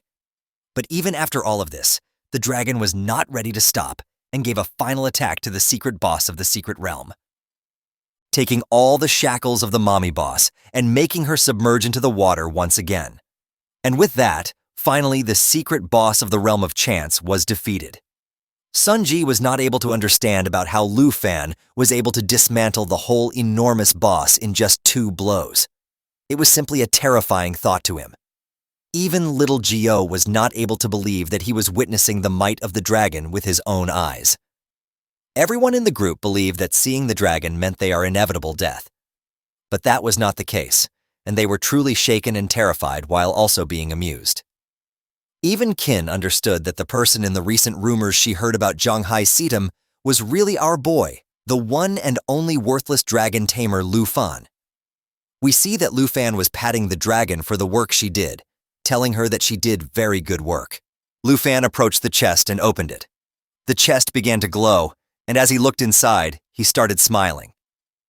Little Kin held the magical staff with both hands and stood behind watching him, while the rest of the team simply stood silently watching. As Lu Fan opened the chest, it contained several objects. The first one was the Holy Light Staff. This object was of excellent quality, with 32 spirit points and 19 stamina points. The required level to use it was level 10. The staff had an ability called Holy Light Seal, which allowed the user to bind the target with light. The duration of the bind depended on the user's spiritual attributes. The second object was a robe called Twilight. This object was of excellent quality. It had 35 spirit points, 15 stamina points, and the required level to use it was level 10. This outfit had an ability called Light Flow, which allowed the user to use light to create a barrier to protect themselves from attacks. The amount of damage that the barrier could absorb depended on the user's spirit attributes. The third object was the Ring of Mourning. This object was of rare quality. It had 57 spirit points, 21 stamina, and 12 strength points. The required level to use it was 15. This ring had an ability called Mourning Aura that allowed the user to assign any target to obtain the Mourning Aura. Any attack launched by the person with the aura would be added with a resentment value. When the resentment value accumulated, the attacking target would be affected by negative effects such as poisoning, bleeding, and dizziness caused by corpses. The fourth and final object was the Job Transfer Scroll. This object was of rare quality, and it had no points as it was consumable. The effect of this object was to induce a low probability that a non-hidden profession would be transferred to the hidden profession of the current profession. Without thinking twice, Lu Fan chose the job transfer scroll. He stood up, and while holding the scroll in his hand, he turned towards Little Chin and the others. As his body emitted a blue energy, he revealed to them that he was going to choose the scroll. A system window appeared to inform him that he had successfully obtained the job transfer scroll. Little Kin approached Lu Fan and explained that he didn't need to go out of his way for them at all. According to the rules, these items belonged to him. And Lu Fan replied saying that he wasn't pretending to be a gentleman, and all the equipment had spirit attributes. The spiritual equipment was more suitable for her. He also added that all he needed was this job transfer scroll. Little Kin approached the chest, and while looking inside, she explained to him that if she hadn't met him, then all of them could have died in this place. Lu Fan simply stood still, watching without saying a word, wondering what she was planning to do. Several seconds later, after looking into the chest, she took out the mourning ring from the chest. She extended her hand towards Lu Fan, and while looking into his eyes, she asked him to please accept this ring. Wait a minute, is this a proposal? Our Giga Chad boy has secured a second waifu, guys. Without thinking twice, Lu Fan grabbed the ring, and while he was holding it in his hand, he closed his eyes and imagined doing naughty things with her. With a smile thought that if she acted this way, then he couldn't do anything.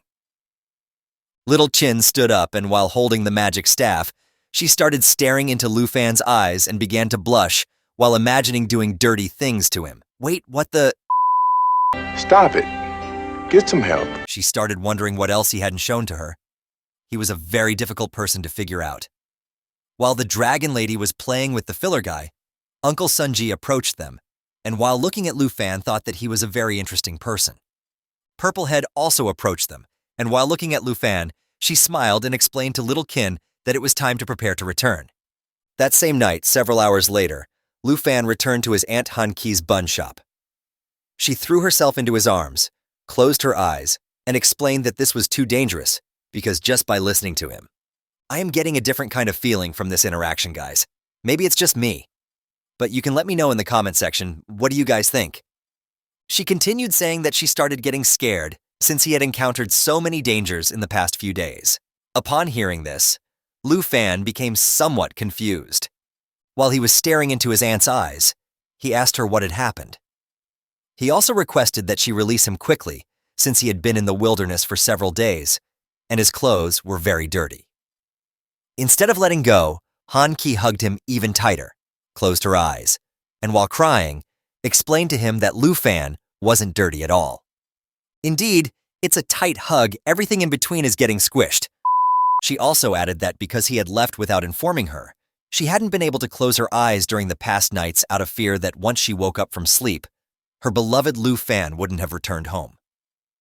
Lu Fan closed his eyes, approached her, placed a hand on her back, and with a pleasant smile, apologized for leaving without warning. He also asked her not to worry, because he would never let her worry again. Whatever you guys say, this chapter is going sideways. I think our Giga Chad boy has an aunt with benefits, and a cute one indeed.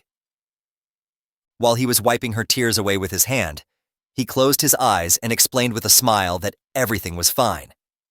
He also asked her to stop crying. Upon hearing this, she stopped crying and thought that Lu Fan was a very good person.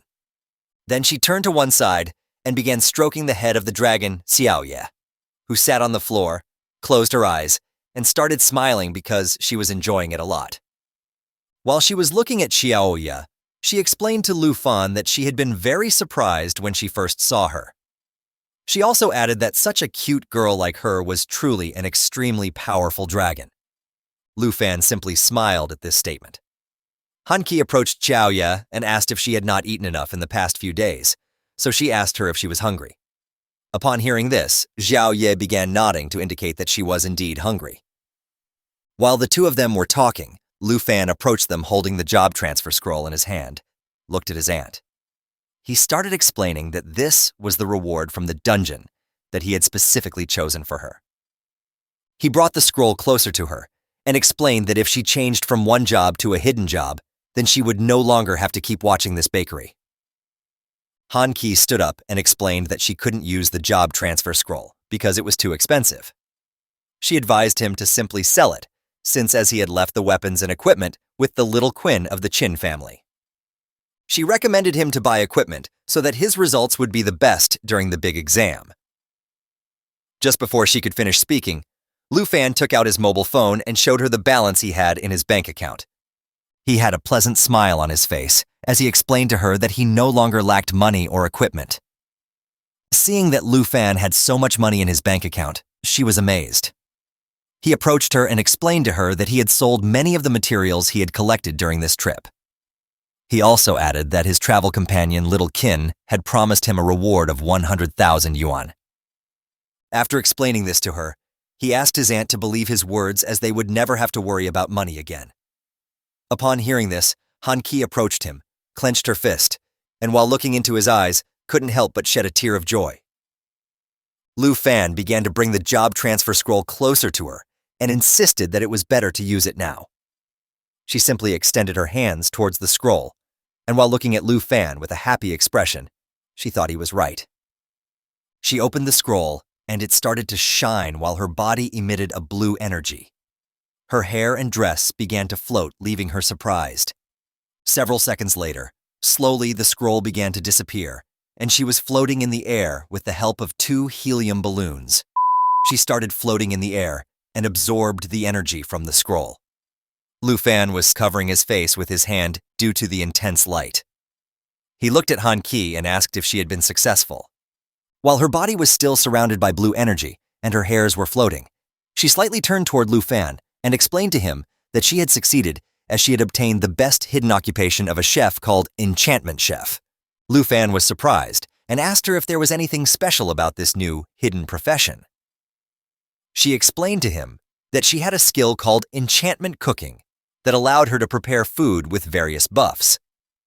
Lu Fan praised her, saying that his aunt's cooking was very good, so the additional attributes were going to be very high. Upon hearing this, she started smiling and explained that he was just speaking highly of her. Lu Fan decided to change the subject and asked her where Xiao Yi had gone.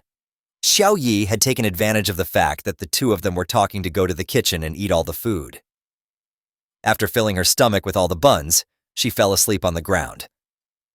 That same night, in the study room of Qin's family villa, Qin Kuei went to her father's office and sat on a sofa.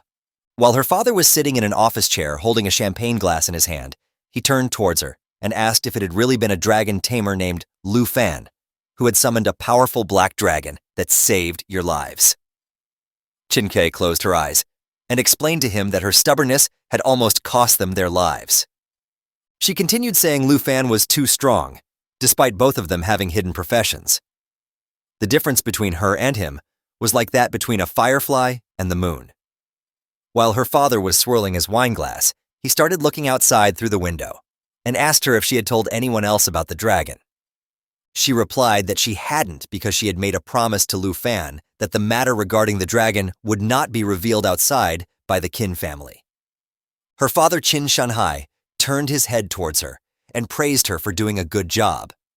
He also asked her how many of those people who coveted the power of the dragons would remain calm once this information was leaked.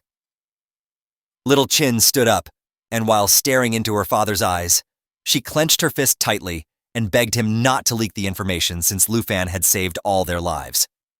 She asked him if he had anything against Lu Fan's dragon. To her response, Qin Shanhai started laughing out loud. He asked his daughter if she believed that her father was that kind of person. He also asked her how she was going to pay Lu Fan for saving their lives. Upon hearing this, little Qin felt quite relieved. She closed her eyes and explained to her father that when she had invited Lu Fan to join the team, she had promised him a reward of 100,000 yuan. Qin Shanhai sighed and advised her to take a purple tongue card and personally visit Lu Fan's the next day to thank him. She simply closed her eyes and nodded. Then she asked her father why he didn't come with her if he was so curious about Lu Fan. Qin Shanhai sighed and winked at her, while explaining that he also wanted to meet the Dragon Master but couldn't go because he had important matters to attend. Early morning the next day, the Princess of Taiki Kingdom came from the Dragon Kingdom to study in Shanghai. The princess was a short girl who carried a magic staff and was being accompanied by her assistant. A tall man with black hair wearing black armor, a magic wand, and carrying a suitcase. They often had business dealings, so they still had to greet them.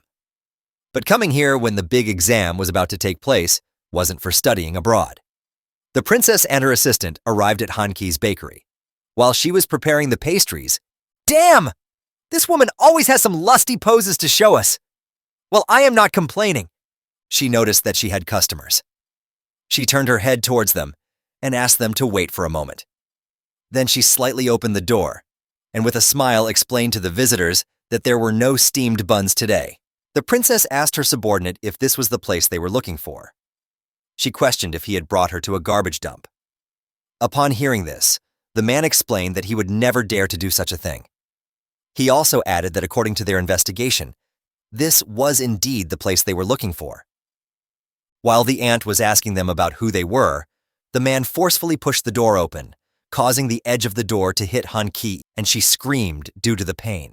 Both the little princess and man entered the store, and the princess turned her head towards her and explained that she was here to find someone. She asked if she knew a dragon tamer named Lu Fan.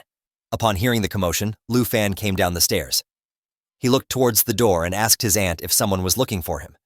Then he notices her aunt in pain and holding her arm. Upon seeing this, Lu Fan panicked and asked her if she was okay. While the princess covered her nose and complained to the guy that this place was filled with an unpleasant smell. Quickly, Lu Fan approached Auntie Hanki and while holding her hand, asked if she was okay.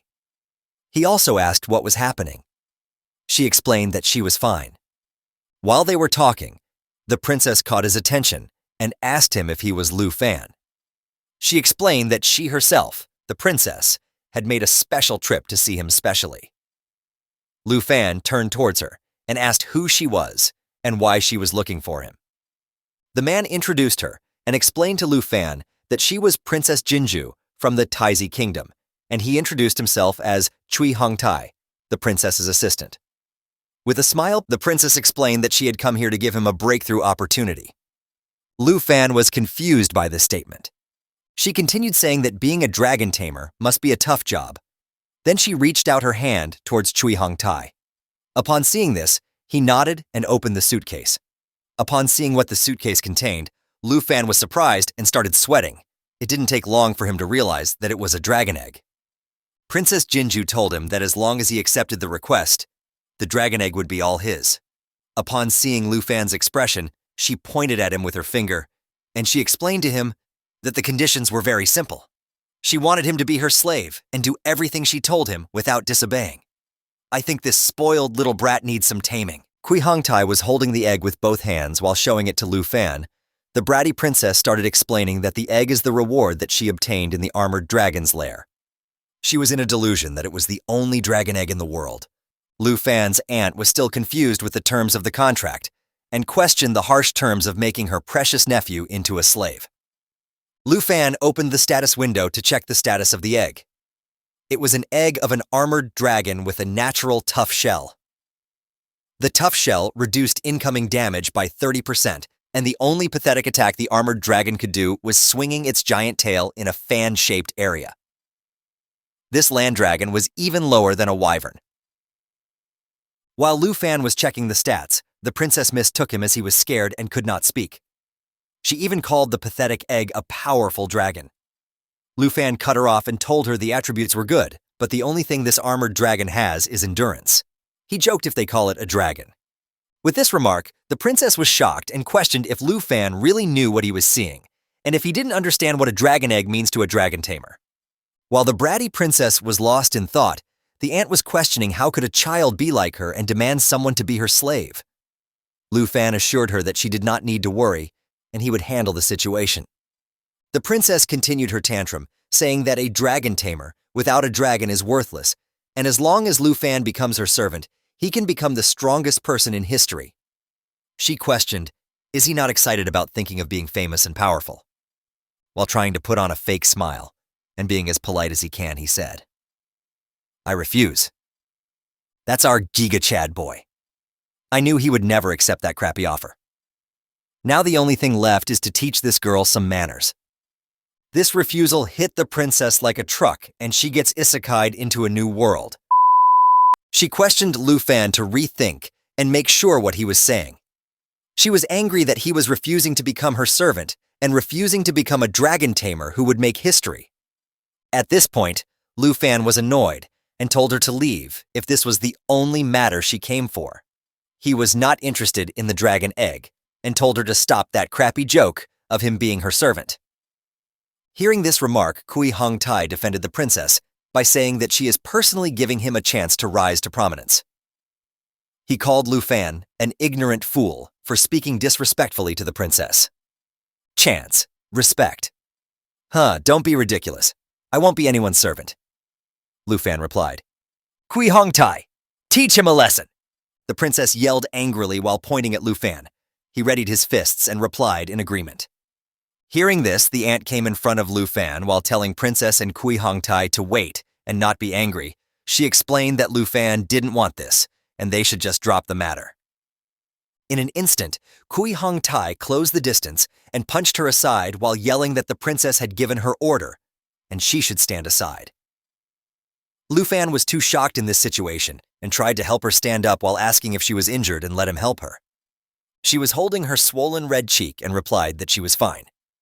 Kui Hong Tai was readying his fist for the next attack while saying that even mere commoners dare to defy the noble princess of Taiji. He wanted to teach them a lesson, the hard way. The ant noticed Kui Hong Tai's attack and yelled Lu Fan's name. In an instant, Lu Fan reacted and launched an attack toward Kui Hong Tai.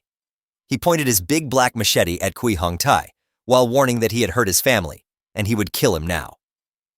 Kui Hong Tai was shocked by the attack and his cheek was bleeding. He jumped back while his aunt was holding Lu Fan back while telling him to not be impulsive. The bratty princess had no idea what happened and questioned Kui Hong Tai about what he was doing and that she wanted to teach this guy a lesson. After tasting an attack from Lu Fan's big black machete, Kui Hong Tai thought that there was something wrong with Lu Fan. Lu Fan stepped toward bratty princess and delivered a super ultra special backhand slap right on her cheek. Well, this does not count as child abuse, does it? Well, they are not in America, so who knows? He told her that he did not care which country's princess she was. She should just shut her noisy mouth, take her trash, and leave his home. Watching the bratty princess getting slapped, Kui Hong Tai attacked Lu Fan while yelling, "How can he lay a hand on the princess?" Lu Fan easily deflected his attack with the big black machete, and his spear wand got knocked out of his hand. Kui Hong Tai then shifted his focus to the princess, who was holding her cheek while sitting on the ground. He asked her if she was okay. The princess then instantly passed on the super ultra special slap to Kui Hong Tai and called him trash while questioning him that does she look okay to him? She commanded him to kill Lu Fan even if they can't find any other dragon tamer. She wanted him dead. He replied saying yes. The scene then shifted to Lu Fan's bedroom where his phone was ringing, and our waifu dragon Xiao Yi was annoyed by it. The person calling him at this time was Little Chin. She thought it was strange that he did not answer the phone, and it surely was the number that Lu Fan had given her when they went back to the city. She thought she might have remembered it wrong. She was walking in the street while wondering about Lu Fan's house location. There was a blast from the nearby wall, and she was startled. Kui Hong Tai was the reason for that blast. Lu Fan had knocked him out on the road through the wall. He was looking pretty beat up, and people around the street noticed that there was a fight. They yelled that a foreigner is causing trouble. The brat princess yelled at people to go away and stop looking at them, while Lu Fan was slowly walking like a champ holding his big black machete in his left hand. Ciu Hong Tai kneeled and said that he could not fight Lu Fan as his attributes are not low and he is way stronger. Then let this princess help you out. After saying this, the princess then started chanting a spell, and dark ominous energy started growing around her. Lu Fan noticed that this spell was the extremely opposite of Qin Kuei's spell. He thought that the princess was also a hidden class. Lu Fan, what's wrong? Little Qin rushed toward Lu Fan, and he was surprised to see her there. He questioned why she was here. In the meantime, the princess finished her chanting and all the ominous dark energy started pouring into Kui Hong Tai. He screamed due to surge in the energy, and both Lu Fan and Little Qin covered their eyes to the flash of high energy emitting from Kui Hong Tai.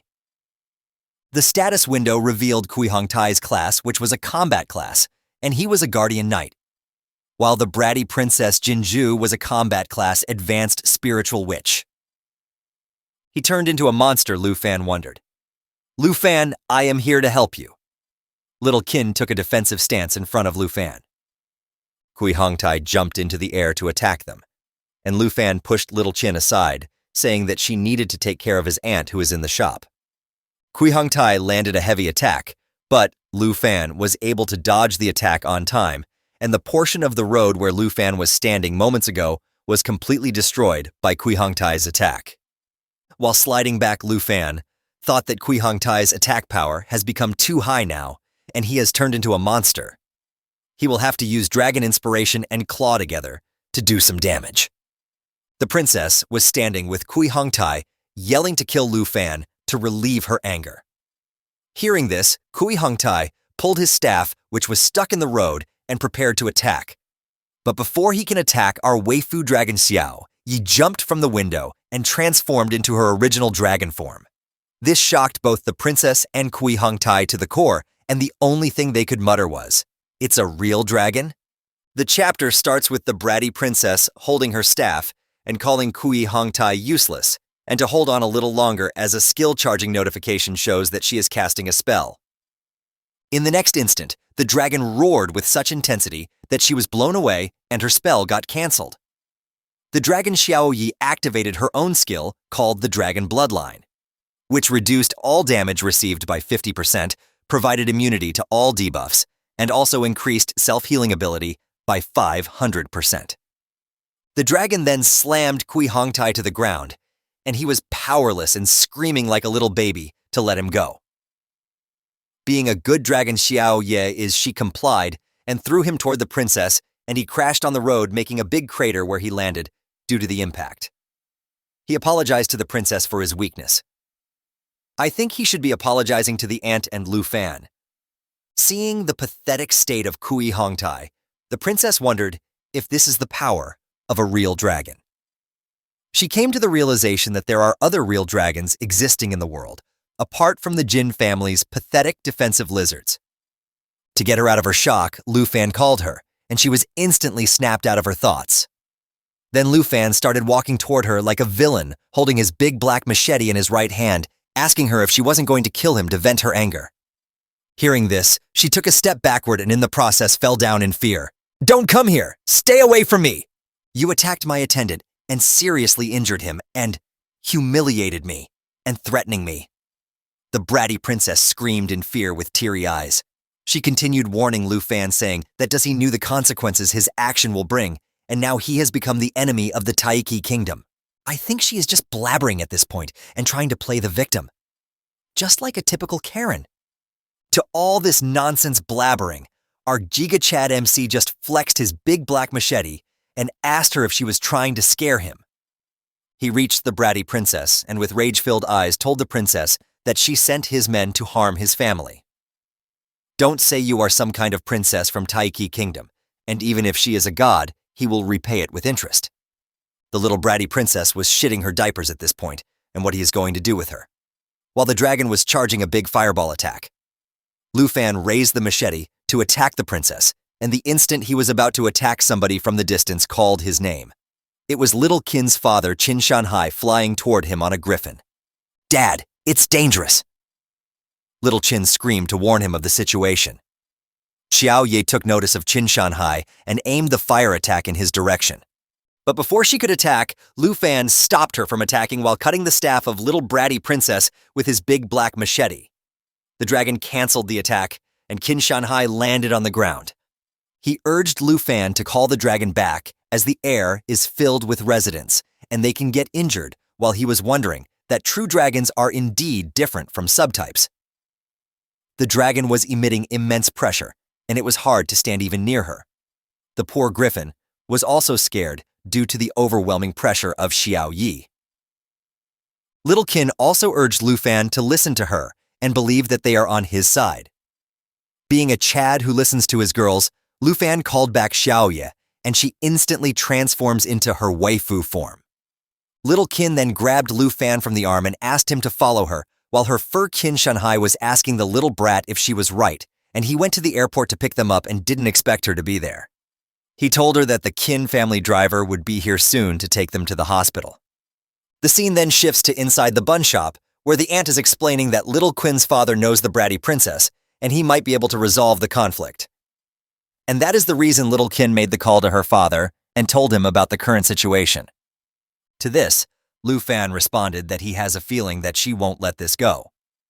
While they were conversing, Kin Shanhai walked in and explained that he understood the situation, but Lu Fan caused trouble as soon as he met him. He joked that Lu Fan had a knack for it. Lu Fan apologized for the trouble and explained that this time he couldn't be blamed for it as the bratty princess was at fault. The aunt asked Mr. Kin how will today's incident would be handled. He explained that they have sent both the princess and Kui Hong Tai to the hospital.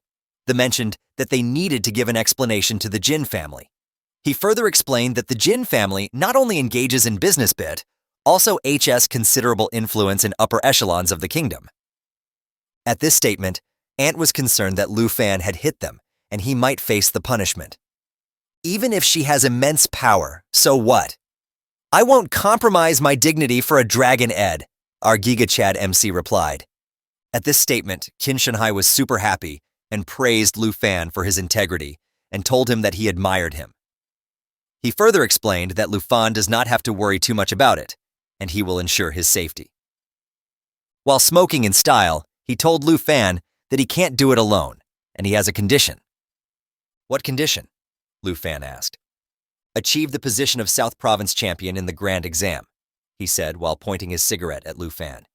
He further explained that he would do his best to hold back the bratty princess until the exam was finished. Hearing this, little Kin explained that it would not be easy as there are countless top students in the entire South Province. But only if you surpass them and become the champion, I will be able to help you, Kin Shanhai added. Suddenly, our boy Lu Fan had a determined face and told the man that he understood the situation and that he will accept this condition. The scene changes to the hospital, where the bratty princess was running around in anger, talking on the phone while screaming at the person on the other side, saying that Kin Shanhai was obviously favoring Lu Fan because that guy had not been caught yet. But the person from the other side tried to calm down the bratty princess, telling her that they will try to contact the high-level officials of the kingdom immediately and ask them to resolve the situation. But the princess was still not happy, telling the guy to put pressure on the high-ranking officials, saying that it was her order. She angrily stated that she was going to kill Lu Fan. Guess she still hasn't learned her lesson. I bet the whole empire can't beat our Giga Chad MC with the dragon waifu around. But what do you all think? Let me know in the comments section. The scene then shifts, and it is the next day before the grand exam of the 3rd middle school.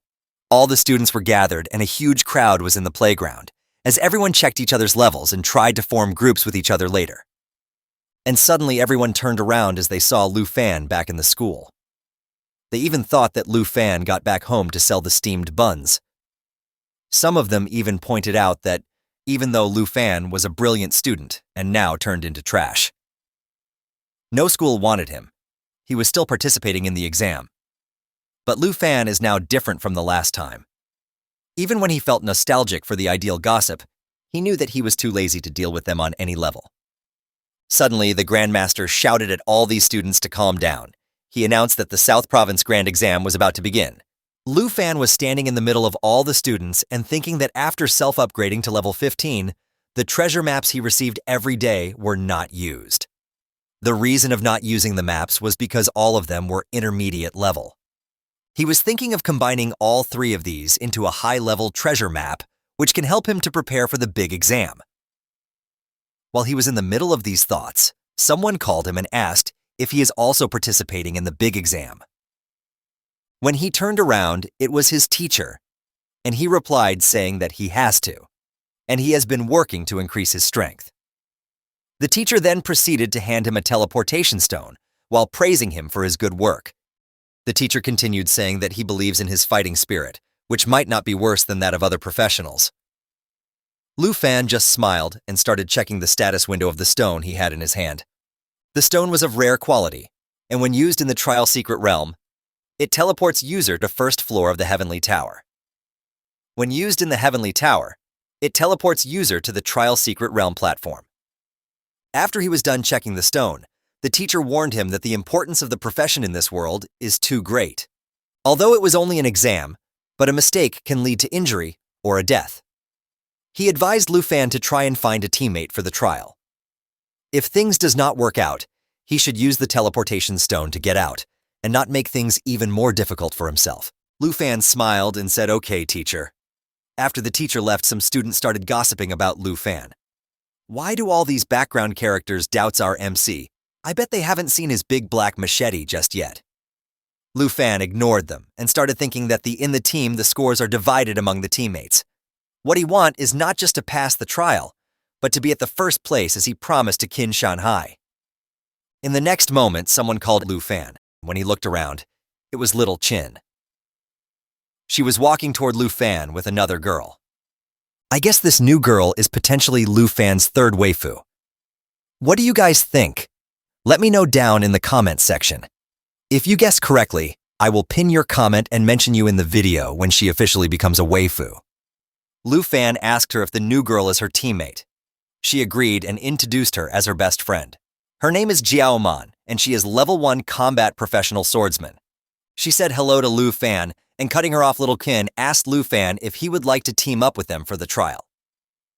At this statement, Xiaoman was stunned. To little Qin's surprise, Lu Fan apologized and said that he is planning to participate alone in the exam. He further explained that he knows that she wants to help him, but this is the condition he has put up for himself. He waved bye to both the girls and said that he is heading to the exam site. Little Qin was a bit disappointed that she is missing a chance to work with the guy of her dreams, and she wished him luck. She thought that with his level strength, anyone who team up with Lu Fan at this point is going to be just drag him down. After Lu Fan left, Xiaoman questioned little Qin that why she invited the weakest profession to team up with them. To this question, little Qin replied that he is strong. She further explained that Lu Fan will be top scorer in Southern Province, whether she believes it or not. Xiaoman was surprised at this response and asked little Qin that what is she talking about and was she falling in love with the dragon tamer Lu Fan. Little Qin denied, saying that she is just imagining things while her cheeks were all red. Xiaoman teased her further, saying her cheeks are red when she was trying to deny the statement. The scene shift to the Grand Exam Trail Secret Realm. Lu Fan walked through the portal lake a Giga Chat and said, "This is where it all begins." On a big screen, the principal announced that the portals in the sky are divided into 4 levels: normal, hard, fear, and nightmare. When the portal opens, the selected candidates of that level can enter the Heavenly Tower using the teleportation stone which their teacher distributed earlier. The Heavenly Tower at the normal level is all projections and won't cause fatal injuries. The score multiplier of this reel is 0.9x. From hard level onwards, all the monsters are real, and when the student uses the teleportation stone to safely exit, their score will be saved. The hard level's score multiplier is 1.0. It seemed like everyone usually picked this realm. As the higher ones are usually chosen by the hidden professions, they are way too difficult for normal professions, and it is considered suicidal for the weak normal professions. The principal continued his explanation, saying that the monsters at the fear level are more ferocious, and this realm is not recommended for the solo challenges.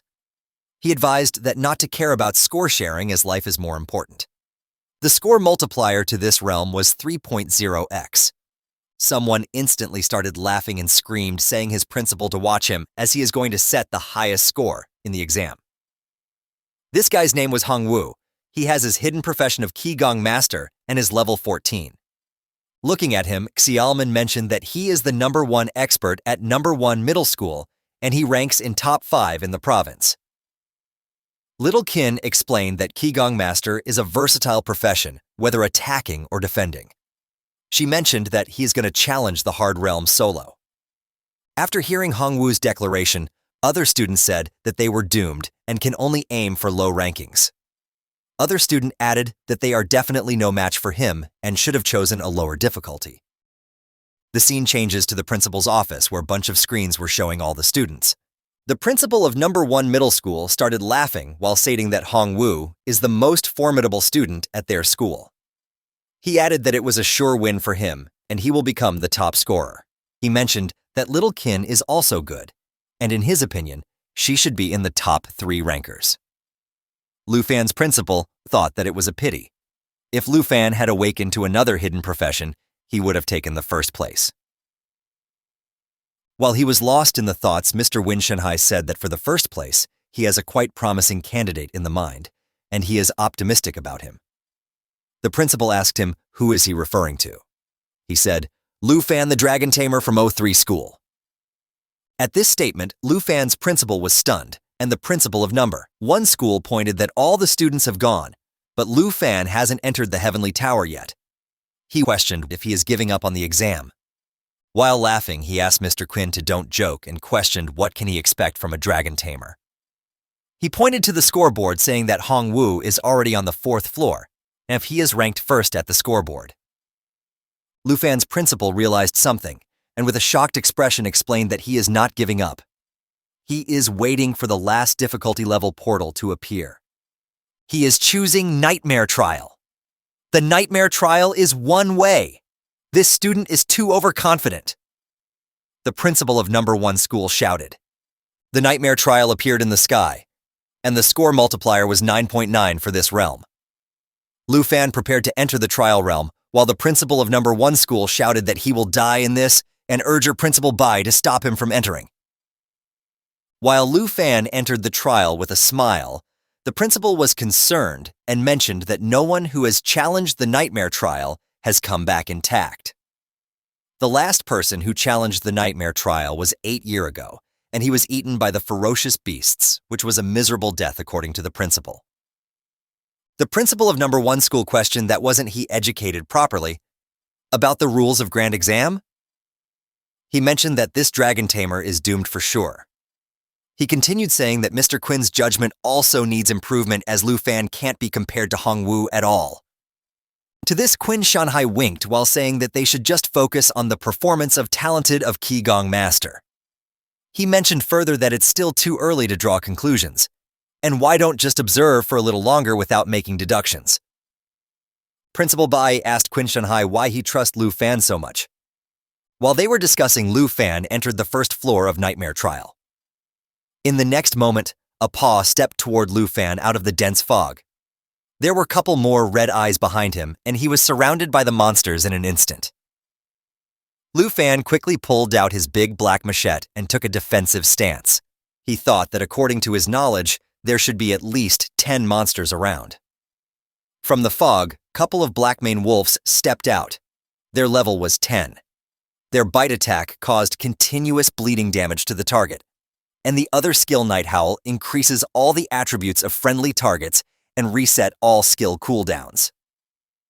The wolf roared at Lu Fan and jumped toward him. While maintaining a cool demeanor, Lu Fan responded with Dragon Fang Strike. He sliced all the wolves to a crisp in just one attack, and the notification announced that the Nightmare Trial Sky Tower, 1st floor completed, and he instantly gained 990 score. The principal of 1st Middle School was shocked and said, "One hit kill? What's the deal with this Lu Fan? He's ridiculously strong." Other principal added that his attributes are clearly above the level of his peers. Principal Bai was also shocked and questioned that could it be that he has found the legendary dragon. With 990 points, Lu Fan instantly jumped to the 2nd position on the scoreboard. At the same time that the director of number 1 middle school and the others were watching Lu Fan from the surveillance room, someone in a detective suit walked in. This person had one hand in their pocket and a briefcase in the other. They were wearing a cap and glasses.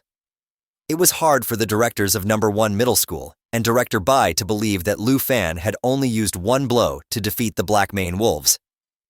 Suddenly, the man opened the room door, which caught everyone's attention.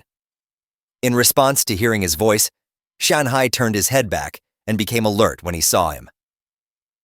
Upon entering the room, the man said his name was Kang Xing. He was a special representative from Longdu. He came here to investigate someone and then take them back to Longdu. He took off his cap and looked at Shanhai. He then asked where the Dragon Master, Lu Fan, was. A window with statistics showed up. Kang Xing was level 57 and in the combat specialization. At the same time, Lu Fan started using the big black machete to cut through the vines in the nightmare trial. He opened the system map with the other hand while holding the machete in the other. He felt good when he realized he had found what he was looking for. He saw a system window informing him that he had reached the right spot on the treasure map. After that, another window on the screen told him that a high-level treasure map had been made. Lu Fan couldn't help but feel excited as he looked at the system map. The high-level treasure map he had made before going into the trial realm was on the first floor of the Celestial Tower. As Lu Fan started to cut through the thorny plants blocking his way, he came across a book. He reached out and took it. An alert window showed up on his screen telling him that he had successfully acquired a skill book named Accelerated Growth. This book shined. It had several gems set into the cover. The statistics window said that this book was called Accelerate Growth and was very good. The skill book taught the user a passive skill that sped up growth after it was used. This skill made pets gain 100% more experience. Lu Fan opened the book right away, which made it give off a strong energy that started to surround his body. He gained the ability to grow faster as a result. He thought this skill would work well for small animals that come out at night while he was reading the book. As strong energy surrounded him, he clenched his fist tightly. When he left the morning village, he felt like Xiao Ye was leveling up too slowly. Now that she had this passive skill, she would level up a lot faster. At the same time, in the room where Director Bai, Shanhai, and Qiang Shang were present and watching Lu Fan through a screen, Kang Xing told Director Bai that because Lu Fan was a student at their school, Bai should immediately interrupt his trial and ask him to return here. Director Bai gave him a serious look and told him that it would be best to wait until the students were done with their exams, even if there was something important to do. He was willing to take responsibility for Lu Fan's actions because he was in charge of the Third Institute. Kang Xing replied that Director Bai could take responsibility instead of Lu Fan, but he couldn't get punished for him. Because Director Bai didn't understand what he meant, he asked what punishment he was talking about. Shanhai then walked up to Qiang Shang, grabbed his arm, and asked him to step back a bit considering their old friendship. He asked him to pay attention. There was a man from No. 1 Middle School who reached out and asked what the Dragon Master had done. Kang Xing turned his body backwards and with a little force made Shanhai release his arm, leaving him somewhat confused. With an angry look, he asked Shanhai not to distract him while he was performing his task and also requested that he not try to approach him. After saying this, he gave Shanhai a mad look and told Shanhai that if he got involved in this, the Jin family and the top Dragon Clan members would not be happy, even though he didn't know why Shanhai was defending the dragon Tamer. Shanhai did nothing but look at Kang Xing with a serious face and keep quiet. After saying this, he turned around, pushed Shanhai with his hand, and asked him if he got it. After that, he told Director Bai to bring Lu Fan. He was busy when Shanhai called him an old friend. He turned his head back when he heard that. Shanhai took out a cigarette, lit it, and put it in his mouth. He then brought the lighter close to his mouth to light the cigarette. His conversation with Kang Xing showed that the close ties between important Longdu officials and the Jin family affected both the Dragon Kingdom and the Taiki Kingdom, making things more complicated. He told everyone that the high-level officials and the Jin family would no longer be important once Lu Fan's secret came out. He lit the cigarette and looked at Kang Xing seriously. He told him that no one could take Lu Fan away today. Kang Xing got very angry when he heard this. When he looked at Shanhai, told him to stop talking trash because he didn't think Lu Fan was hiding something. He said, Shanhai is going too far as he is defying orders from an envoy. As Kang Xing was about to turn around, Shanhai grabbed his arm and said, even if he thinks he is going too far, he will accept it. The tension rose between them, and the system window informed that Qin Shanhai was a level 57 knight, and Kang Xing was level 57 swordsman. I will report your actions to higher-ups of Longdu, Kang Xing replied, with an angry tone. Principal Bai then calmed them down, saying that they must not disrupt the major exam. Qin Shanhai then asked Kang Xing that isn't he curious about the secret of Lu Fan, which can make the higher-ups of Longdu and Jin family shocked. Kang Xing then realized that Lu Fan was currently in the nightmare level. This revelation shocked him. The scene changes to Lu Fan, who is standing in front of a gate while thinking that he wanted to see how far he can go by just relying on himself. And now that he has this passive skill, it's better to summon Xiao Yi early to gain more experience. The status window then showed all his stats, which included the new growth acceleration skill. This skill increased the experience gained by the pet 100%. Kang Xing then questioned that how Lu Fan dared to challenge the nightmare difficulty, and what is special about him. The principal of first school then replied saying, "Didn't you see him taking out multiple opponents in a single move earlier?" In the next instant, Lu Fan shouted, "Come out Xiao Yi," and summoned the dragon. And it appeared with the loud roar. Both the principal and Kang Xing were surprised at this sudden appearance of the dragon. Kang Xing was out of the words. The only thing he muttered was, This is a dragon." The dragon then raised its claw and attacked the door. Watching the dragon's attack, Qin Shanhai was sweating. He thought that although he has seen it once, seeing it again is still shocking. In the next instant, the dragon destroyed the door completely, and the entire area was filled with rubble. Qin Shanhai turned around and asked everyone that they have now seen Lu Fan's secret, and all the people in the room were sweating with appearance of the dragon. Qin Shanhai then pointed toward the screen and announced that Lu Fan is the only dragon tamer in the history who has a real dragon. Principal Jin was also sweating. The only word he could speak was Lufin. Really came the giant dragon? They continued watching the screen where it was showing the nightmare trial second floor, and the dragon was using its flame breath to burn everything in the sight. There were huge flames everywhere, and Lu Fan was also cutting the giant plant monsters without any effort. In an instant, the notification announced that the second floor is now cleared. Looking at the massacre Lu Fan did at the second floor, the principal of the first middle school thought that this is the power of the real dragon race. A class, without the third transformation, will not be able to compete with him. The other guy behind him agreed with him, saying it's too terrifying. After leveling up, it will be enough to destroy the entire country on its own. They were both in the shock, witnessing the dragon's tremendous power. With the completion of second floor, Lu Fan took the first place on the leaderboard with 50,000 points. The second place was Hong Wu with 27,550, and the third place were Little Qin and Tao Xiaoman with 12,570 points each. Lu Fan kept climbing the tower and conquering all the floor easily with the help of Dragon. Now the scene showed him at the 13th floor of the Nightmare Trial, where Dragon was relentlessly killing all the monsters, and Lu Fan was also launching big slashing attacks with his big black machete. He was killing all the beasts without mercy, and the notification informed that the 13th floor was now cleared, witnessing the situation. The principal Jin then wondered not only the dragon, but Lu Fan has also gained strength miraculously. He guessed what that his various attributes must all exceed 100 at this point, and even without summoning the giant dragon, he can still easily rank first in the Zhenghai city. Qin Shanhai asked Kang Xing that after witnessing how powerful a real dragon is, does he still really wants to bring Lu Fan in front of the higher-ups? Kang Xing replied saying that today he really witnessed the power of a dragon, and he understood now that why can Shanghai dare to offend the Jin family. After hearing this, King Shanghai said that he will send a video of a segment of Lufin's major exam to the teacher, and from now on, there is no need for a special envoy to bother Lu Fan and the Jin family. He recommended Kang Xing to go back. Kang Xing asked, by teacher you mean? Town North Marquis Tujing, Qin Shanhai replied. By this time, Lu Fan has already reached the 20th floor of Nightmare Trial. He was standing in the dark corridor, and there was a purple light at the end of the corridor.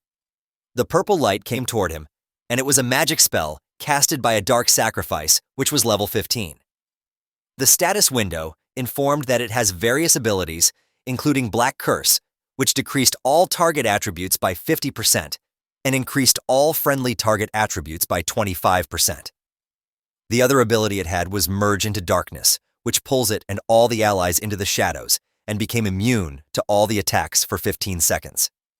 The last ability it had was Dark Control, which helped it to command the Dark Knights behind it. This ability gave full control of Dark Knights to Dark Sacrifice. Looking at all the enemies, Lu Fan thought that with all the accelerated growth effect, Xiao Yi should be close to leveling up.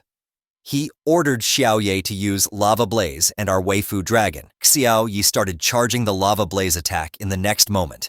The dragon released a massive fire burst, and the status window informed that the attack continuously spew flames forward, dealing damage while healing the dragon.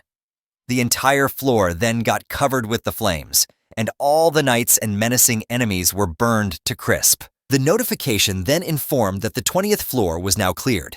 Several other notifications popped, which informed that the Black Dragon level has now increased to 11, and Lu Fan's level now increased to 16 with the completion of 13th floor. Lu Fan's scores reached 90,000, while the other players were way behind him. Lu Fan then smiled and told Waifu Xiao Yi to let together conquer the Heavenly Tower. And with this, the chapter ends here. Stay tuned to know how our Giga Chad MC wins the champion position or get new waifus for himself. Hit the like button as today's like goal is 1,000 likes. Comment part 8 below for the next part and subscribe with bell notification on to get notified on the latest videos. You can also join the channel to watch videos before the public release. I will see you guys in the next video. The scene changes to a loud explosion on the 50th floor of the Fear Trial. It was Hong Wu's doing. A new notification appears, announcing that the 50th floor has been cleared. He thought that it was a misfortune that this year's grand examination was truly perverse. He wondered that these monsters should be at least on the 70th floor of the trial. He believed that regardless of the toughness of the challenge, he will be the first place and Qin Kuei will be her only close competition, but she is in a team and her points will be halved. He affirmed that the title of the top scholar in the Southern Province examination is destined to be him. He started laughing while asking his principal to keep watching his performance. He continued saying that the principal should now contact the heads of top 10 academies to prepare for his admission. Wow. This guy is truly delusional and self-centered. The principals in the room were not even looking at him and continued watching Lu Fan. The principal Jin said that the Tower of Letters 50th floor is a considerable hurdle. In the past, all the Southern Province scholars stumbled at this hurdle. The principal of the first middle school adds in saying that this level is watershed even if Lu Fan passes this level. His pace will be much slower for the next levels as the difficulty will rise from this level.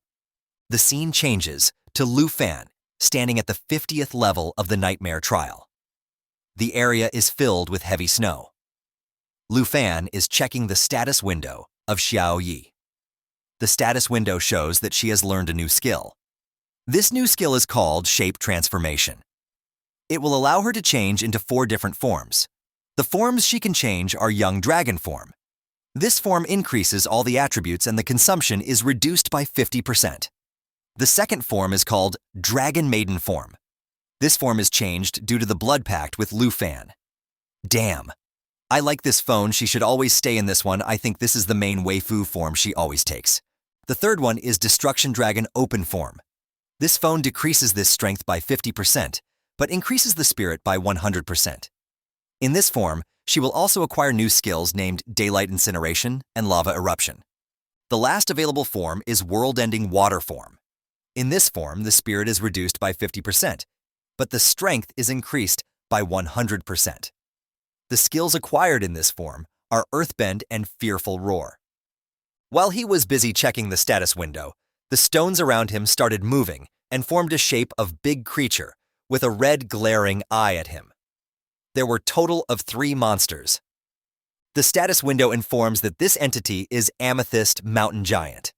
Its level is 20, and it has many scales including Mountain Arm Landslide and Amethyst Rock. The Mountain Rock skill deals a massive amount of damage in front by swinging the rock arm. The Amethyst Rock skill reduced the magic damage received by 50%, and it makes the monster immune to armor-piercing effects. Looking at the situation, Principal Jin questioned that how is he going to fight 3 nightmare bosses at the same time? The principal of First Middle School also added saying that he knew that the 50th floor would slow Lu Fan's speed of climbing the tower.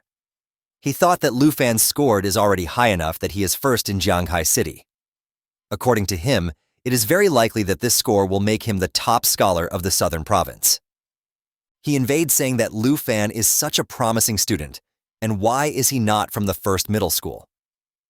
The scene changes to the 50th floor, where the monsters were about to attack our boy, Lu Fan. The status window showed that the monsters are using Mountain's arm attack. The attack was about to reach Lu Fan, while he was thinking that reaching halfway up the Tower of Ladder, the difficulty has increased from previous floors. Since the difficulty is increased, he should also raise his power. In the meantime, Xiao Ye blocked the incoming attack with her left hand, and Lu Fan was standing in the middle of the attack without even breaking a sweat. He ordered Xiao Ye to try the World Ender form. She instantly roared in agreement, and in the next moment, the dragon's body was surrounded by the red flames. Looking at the transformation principal, Jin said that Lu Fan is preparing for something, while the dragon was starting to emerge in her new form. Xiao Ye's new form was indeed a cool one. Her entire body was off-pitch black color with menacing red eyes. The system then informed about the successful transformation. The dragon's strength was increased from 456 to 2912, and her spirit decreased from 1424 to 712. She also gained 2 new scales, Earth Shatterer and World Ending. All the people in the monitoring room were amazed by the dragon's transformation. Principal Jin questioned what? This dragon can also switch combat forms? Qin Shanhai was also surprised with this new development and said that such a transformation sends shiver down his spine. The scene changes to our boy Lu Fan. The monster was about to attack from behind, but he instantly saw the attack coming and dodged it without any effort. By jumping into air, he used Dragon Inspiration skill, which inspired him and the dragon, resulting in increasing all attributes and attack power by 10%. He ordered Xiao Ye to launch Mighty Jaw Assault on one of the monsters. With this attack, the dragon instantly shattered one of the monster's head. Watching this scene, the principal of First Middle School was shocked and said that a level 20 boss was shattered just like that. Looking at the situation, Principal Jin assumed that to shatter the defense of the Amethyst Mountain Giant, the POW that attack launched by the dragon must have to exceed 2,000 points. While the first monster was getting shattered, the second monster tried to grab Lu Fan, but he easily maneuvered his body to avoid the grasp of the monster. Then, he used Dragon Claw to launch an attack on the monster, which resulted in a big explosion. Qin Shanhai then questioned old Qian that now looking at Lu Fan's strength, don't he feel fortunate that he stopped him from taking Lu Fan away? Old Qian was out of words and couldn't say anything in response to this question. He was focusing on the ongoing battle. Lu Fan was effortlessly dodging all the attacks of the monster, and then the dragon launched World-Ending Roar, which added vulnerability effect to the monster. Lu Fan then announced that he will deliver the final blow, but to his surprise, the dragon had already launched Earth Shatter skill, which caused a message damage to the entire area and opened a large black pit, and the monster fell into it. The system then announced that the black dragon leveled up to level 12 and Lu Fan leveled up to level 6. Lu Fan was extremely happy with this outcome and thought that choosing the Nightmare level was indeed the correct choice. He continued thinking that the difficulty is easy for him as long as it rises with each level, because he will also grow stronger after clearing every level. Then the notification announced that the 50th floor was conquered successfully, and he started walking toward the portal to go to next floor, and the dragon was following right behind him. After witnessing the battle, Qin Shanhai said that it seems that so-called 50th floor watershed poses no difficulty for Lu Fan. The principal of First Middle School added saying the dragon's strength exceeded his understanding. Principal Jin then questioned Special Envoy Qian about his extensive experience in the Dragon City to discern the terrifying numerical value of the dragon's strength attribute after changing the form. To this question, he answered saying that he has seen many big shots in Dragon City take action. And if he compared the power to those guys, the strength attribute of this dragon after changing form must be at least 2,500 points. At this statement, the principal of First Middle School was surprised and shouted 2,500 points. Aren't our levels and attributes not worth mentioning? Principal Jin then thought that as he previously anticipated, the attributes of the dragon will only be more, not less. The principal of First Middle School then said that since they have passed the 50th floor, the X+1 mode will gradually become apparent. X+1 Qin Shanhai questioned. Yes, the X+1 mode was established by the scholar who first designed the trial tower. Principal Jin started explaining. He continued saying that, After the examinees boss the 50th floor, every floor with a large number of ordinary monsters will encounter one boss floor. This makes the trial more like a real secret realm. The examines will constantly be in mortal danger. However, in the nightmare-level tower of the ladder, whether it's X or 1, all have been replaced with the nightmare-level bosses.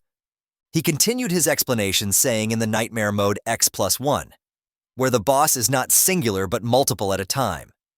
The attributes of each boss will also increase exponentially. At this explanation, Qin Shanhai replied, saying that indeed it sounded formidable, but they should keep paying attention to Lu Fan. He said that for Lu Fan, there is no need to pounder over the intricacies of X+1 while the scene showed Lu Fan fighting fiercely and defeating another boss with his big black machete. The dragon was chewing another boss's head, and the notification window informed that the level 70 has been cleared. With this, the dragon leveled up to 13th, and Lu Fan's level rises to 18th. Qin Shanhai continued saying that it was evident that the ladder tower from the 50th floor onward has been designed with increasing difficulty. However, with the World Ender Dragon Xiao Yi by his side, there was no need for strategies to pass this grand test. Lu Fan started walking while wiping his mouth and asked Xiao Yi to follow his lead, and she agreed with the role while splitting the dead monster's head in half. Witnessing this spectacle principle, Jin said that in just a matter of minutes, Lu Fan has already reached the 78th floor.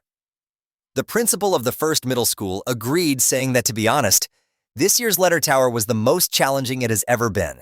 He said he had his doubts about whether anyone could break through the 80s with such a design, but now it seems he was thinking too simply, and the scene showed the rampage of world-ending dragon, which was spitting fire from its mouth, and the monster bosses were running for their life. Then the notification announced that the 76th floor was cleared. The next floor's boss was a giant worm, which was about to attack Lu Fan. He used dragon blood armor transformation and killed the boss instantly with the single attack while the dragon was holding its head with her right hand. After killing this boss monster, the dragon rises to level 14, and Lu Fan's level raised to 19. The system notification informed that 83 Tha floor was cleared successfully. Principal Jin then said that in the past, many geniuses pushed themselves to their limit for the reward of clearing the tower, but in the end, they only get exhausted and perished in the grand trial. In response to Principal Jin's statement, Qin Shanhai said that when the candidates reaches the 70s on 80's floor, just steps away from the ultimate reward of the grand test, they would obviously will not be willing to exit. Principal Jin then pointed toward the scoreboard and declared that Lu Fan is different. He might be the only candidate in the last decade or so capable of clearing all 100 floors.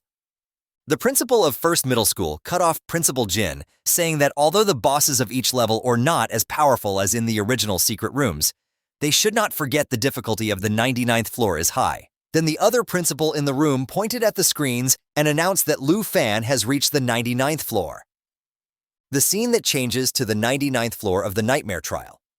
Lu Fan was walking in a broken building. He reached a point where the stairs were leading to a big throne, and it was surrounded by shadows holding weapons. A closer look revealed that there were 4 knights standing beside a broken throne. All of these knights were headless and were ready to attack anyone coming their way. When Lu Fan got a little closer, the candles in the room were lit all at once. There were also blue flames on the heads of all the knights, which indicated that they are aware of his presence and were ready to deal with him. The notification window then informed that the soldiers were called World Enders. The headless knight, they were all level 55. They had multiple scales including World Ender Penetration, in which the knight hit the target with a penetration effect and deals an additional 400% damage. The second skill was World Ender Counterattack. This killed was triggered when any knight takes any damage and the long sword knight counterattack is triggered automatically. The third skill they had were World Ender Thunder. The twin sword knight was imbued with lightning, which increased attack speed and added extra lightning damage to the attack. The fourth skill World Ender Beheading, in which the Great Axe Knight locks onto a target and instantly kills it when the target's health drops below 57%. The last skill they had was Night Oath. With the scale, all 4 knights shared their health and defense, which also resulted in boosted health and defense by 400%. Looking at the knights, Lu Fan thought that from the Shattered Kingdom, the Headless Knights, the secret room is quite famous. All the secret rooms were designed from real history, like the formation of the Morning Village. The Shattered Kingdom came to be hundreds of years ago when the Undead Legion invaded and the king was slain by them. While Lu Fan was thinking this, the knight with the axe already charged at him with World Ender beheading attack. To counter all these attacks, Lu Fan thought that the most reliable method to clear this trial is to focus fire on one knight and control all the others. Without control skills at his disposal, he can only attack all 4 of them at once to clear the trial. He instantly jumped high in the air above all the knights and prepared to attack. The knights instantly launched a counterattack with the World and Penetration, but Lu Fan deflected all the penetration attacks with his big black machete.